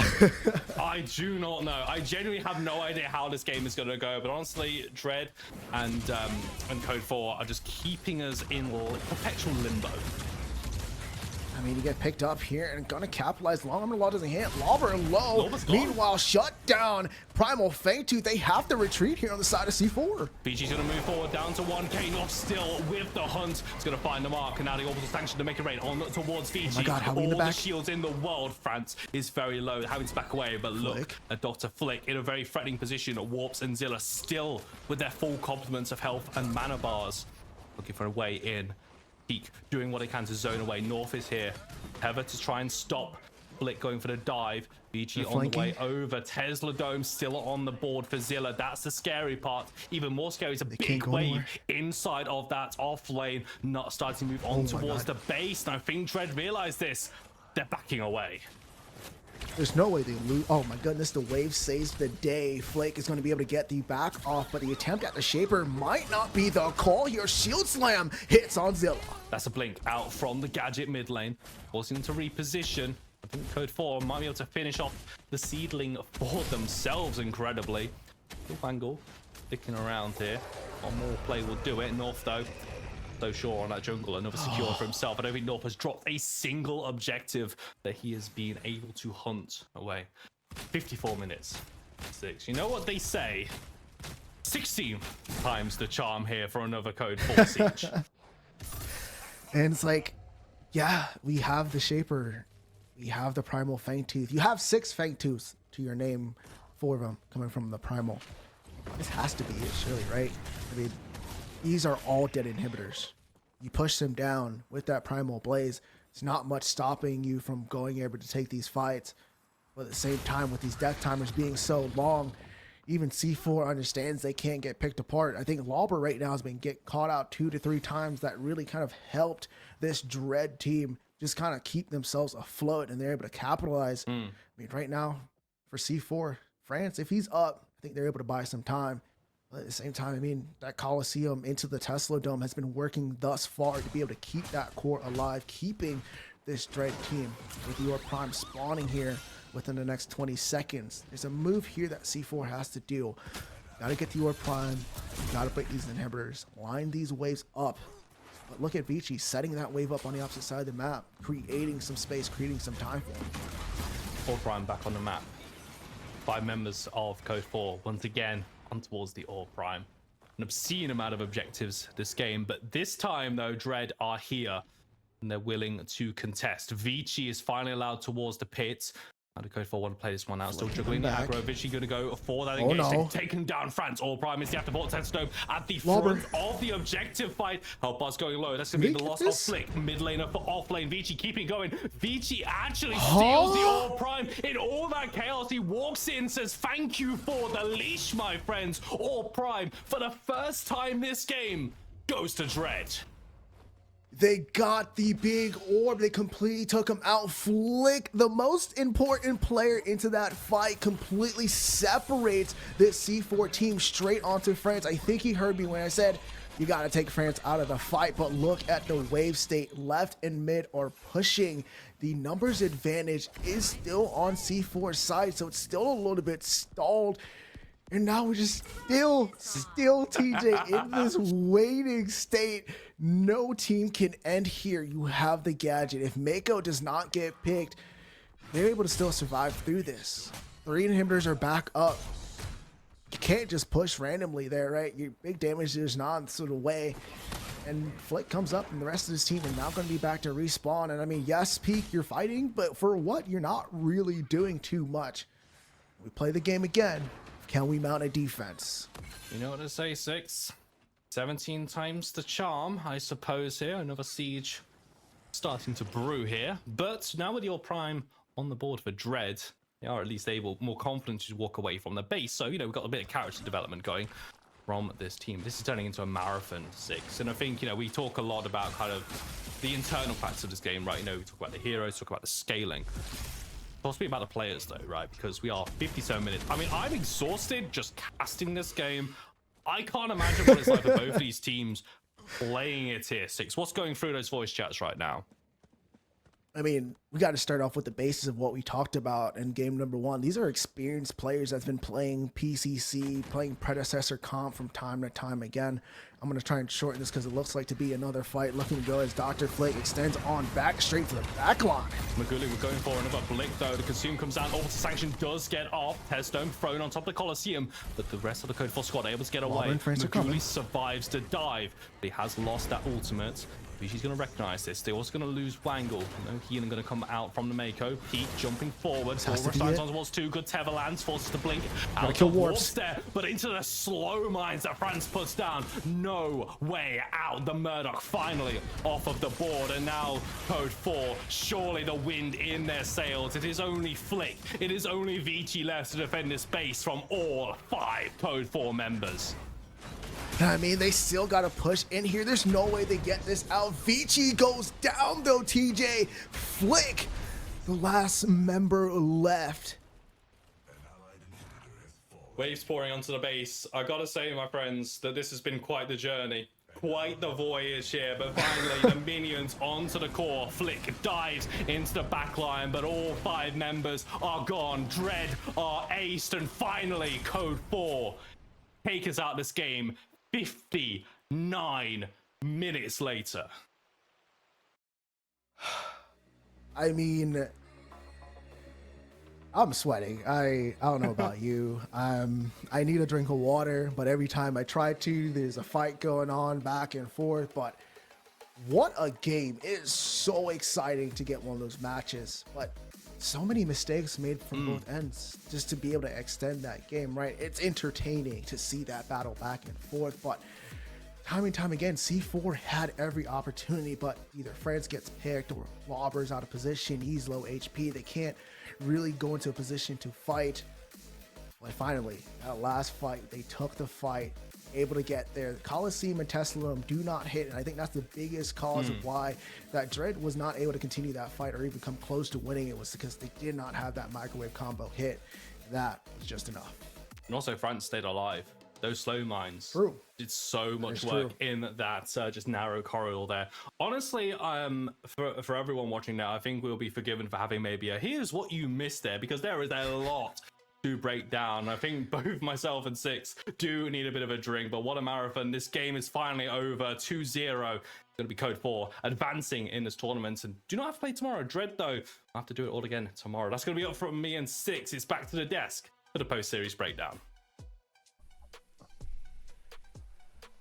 Thank you, F6 and TJ. Get that water into you. You definitely need it after talking for 59 minutes and 1 second straight. The longest game in PCC history, helping all of you wonderful viewers get those drops. Haru, I know you've got so much in your brain about what just went on during that game. We both had kind of a mutual rooting interest for Dread here. How are you feeling with this series conclusion? I'm not mad. I'm just disappointed. What did I... Oh, that's so much worse, dude. That's so much worse. What are we doing? Guys, we're making NA look bad. What are we doing? I was thinking towards the very tail end of that, right at the end where that fight went poorly for them. They had taken that or Prime. Vici got a good steal off into it, and then they find a nice engagement into the red side jungle. They get the Consume to come out with the Acheron, and Maguli puts down the orbital laser, and it just starts to turn so poorly for them. The chase is down. Peak's able to catch him, and they can end the game after so many attempts had failed for them to end it. They win while the enemy has or Prime like. How are you not entertained, Predecessors? I mean, I guess Steve in the script wrote a part where both teams have to stall so they can just let the viewers farm the Twitch drops. Like that is my only answer for that.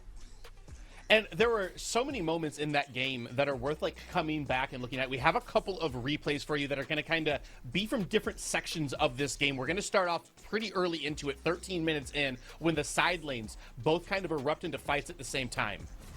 Yeah, I mean, the performance out of Dread to start the game, you know, Vici was kind of getting war crimed in his jungle, but on the flip side, the side lanes from Dread were absolutely game. And Flick, you know, I was down him, but he put on a performance, and after Vici dies here, I believe we get a solo kill from Flick, and then we pan over to Warps getting a solo as well. So like, even though the early game was kind of hard for Dread here, the side lanes were definitely in control.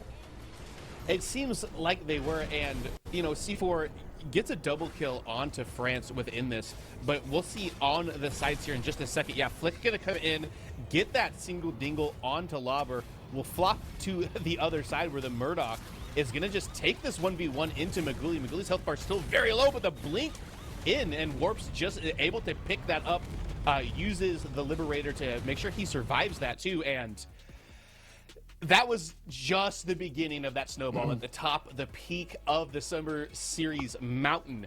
And we go in, we continue to go, and this Legion started rolling as we go. We've got another clip here of Maguli picking up a triple kill in one of these fights. Oh yes, I remember this clip. So I'm gonna pause. Warps, this is the greed that they speak of in the Bible, dude. This Dread was doing so well, and then we literally inted. We inted for the orange buff. He's getting collapsed from here, and then Lobber's gonna come over here. Meanwhile, your team's over here. Like, yeah, it's Murdoch, not the best zoning character, I would say. Not a whole lot of HP in order to be the front line for it here. So, like, Warp's dying here just baited 4 of his teammates to die. You know what? He got his one. He got his one. Absolutely games on Lobber there, but like just the snowball effect that misposition had leads to Magulin getting a triple here, and what I thought would be the end, but you know, we all saw the clown guess so that's all it does. Yeah, and great stasis value out of France, keeps himself alive throughout like the process of that too. And then this moves into them just continuing to pick objectives up here. Flick dead to right here will complete the triple kill for Maguli, and it was tough, and there were lots of, I honestly want to say there was a lot of opportunities for Dread to lose this game. C4 was doing what they could to pressure this as much as they can. We actually have my favorite highlight of the entire game that we just watched here, which is Wango buying precisely enough time for Dr. Flick in order to be able to respawn and save the core for him. As we cut to this, I think we also got a great angle of the Mako running away too. I mean, this if we could summarize how this game went with one clip, it would be this. Like, if I could play the clown music at any point during this chase sequence, like, this is some Looney Tunes level hiding from Wangle. Very Bugs Bunny for sure, and you'll see towards the end of this, Wangle actually was very close to being able to turn this around, but the movement speed and all of the mobility from the Squirrel really coming in clutch here. A nice stun as well. And then here he is just kind of sprinting. And I feel like this is like, they even get a blink out of them here because they know if they kill Wangle fast, this ends the game here, but he's able to just dance with them. I think Wangle bought literally a minute of time just doing this, running them around in circles to the point where his team's able to respawn. Yeah, and it's I'm glad I got to see that again because I was able to confirm, yes, Wangle dies when there is 1 second left on the death timer for Dr. Flick. So buying as much time as is needed. Unfortunately, not able to buy them everything they needed in order to win the series. Dread gets taken down 0-2 into C4. Congratulations to them as they make next weekend's stage of it. We do have an interview with the offlaner for C4, Lobber, here that I believe we are ready to cut to. Hello, Predecessor fans. I hope the games have been a joy to watch. I am joined by the absolutely amazing Lobber, offlaner for C4. And Hello. we're just gonna dive right in. You guys are no stranger to playing in the pro scene, but I'm sure for most people who don't know you guys, I don't know if you guys have played together a lot, often, if at all. And if this is the first time y'all are like coming together as a squad, this is the second time. Second time. Okay. Coming into this event then, what was the hardest thing that you guys have had to adjust to? I think the hardest thing is probably the meta read right now. The patch like a week ago, through a spanner in our toolbox or whatever you say, and I think just trying to adapt to the meta and see what works best for us. So that's we're trying to work on that. Okay. Well, I mean, based on the games I've seen so far, France has been on absolute fire. It seems if you guys didn't have a read on the meta, I'm not sure we saw it. How are you guys facilitating him as it currently stands? I think currently we have North playing around mid, like North and France play together quite a bit early game to make sure he gets a good lead and he can transfer that lead to like other parts of the map, like objectives or dual lane, for example. So just a good mid jungle synergy. Okay, I love to hear that. So for you, specifically for you as the offlaner, I want to hear what based on your hero pool, Okay. what Eternals do you think are underrated on offlaners? Underrated. I'd probably go Nihil. I think a lot of people are sleeping on that Eternal. I couldn't really pick it with the champions I played this set, but I think there's later into the tournament we're gonna see a lot of Nihil offlaners. Okay. Yep. Well, look at that. All right. Well, we're coming down to the end here. I love to ask the teams this: what or who rather on your team right now is surprising you the most with how they're honestly, I'm not that surprised about anybody. I think we all play the same like we usually do. Like we're all pretty strong players. So like getting a 2-0 wasn't surprising. The way we got the 2-0 was a little bit surprising. An hour game. Doesn't really happen with their scaling. I thought we lost, but I guess I'm most surprised that we won game 2 than anything my teammates did. Oh, okay then. Yeah. All right. Well, thank you. Y'all have it here, folks. From Lobber himself. Thank you so much for joining me, and we'll catch you on Sanctuary again. Yep. All right. All right. See you then. Take care. Thank you. Bye. Thank you, Empress and Lobber. Lobber, we'll see you next week, and congratulations on making it through. Haru, just like a closing kind of idea as to what we just saw, how you processing this 59-minute game? I mean, you heard it from Lobber himself. He admitted to getting carried. He was in the backpack that game. But overall, to say that the games were not exciting to watch is an understatement. Like, Clown Fiesta as they were very fun to watch. So very happy with those games. Yeah, I am too. And with that, let's take a quick peek in at our bracket to see where we are standing. Walk us through here, Haru. I mean, looking through this, we can see, I wouldn't say the favorite, well, I guess the favorite team. We see Suns making it through, C4 making it through. The Suns versus BT, I'm also very excited to watch, as well as,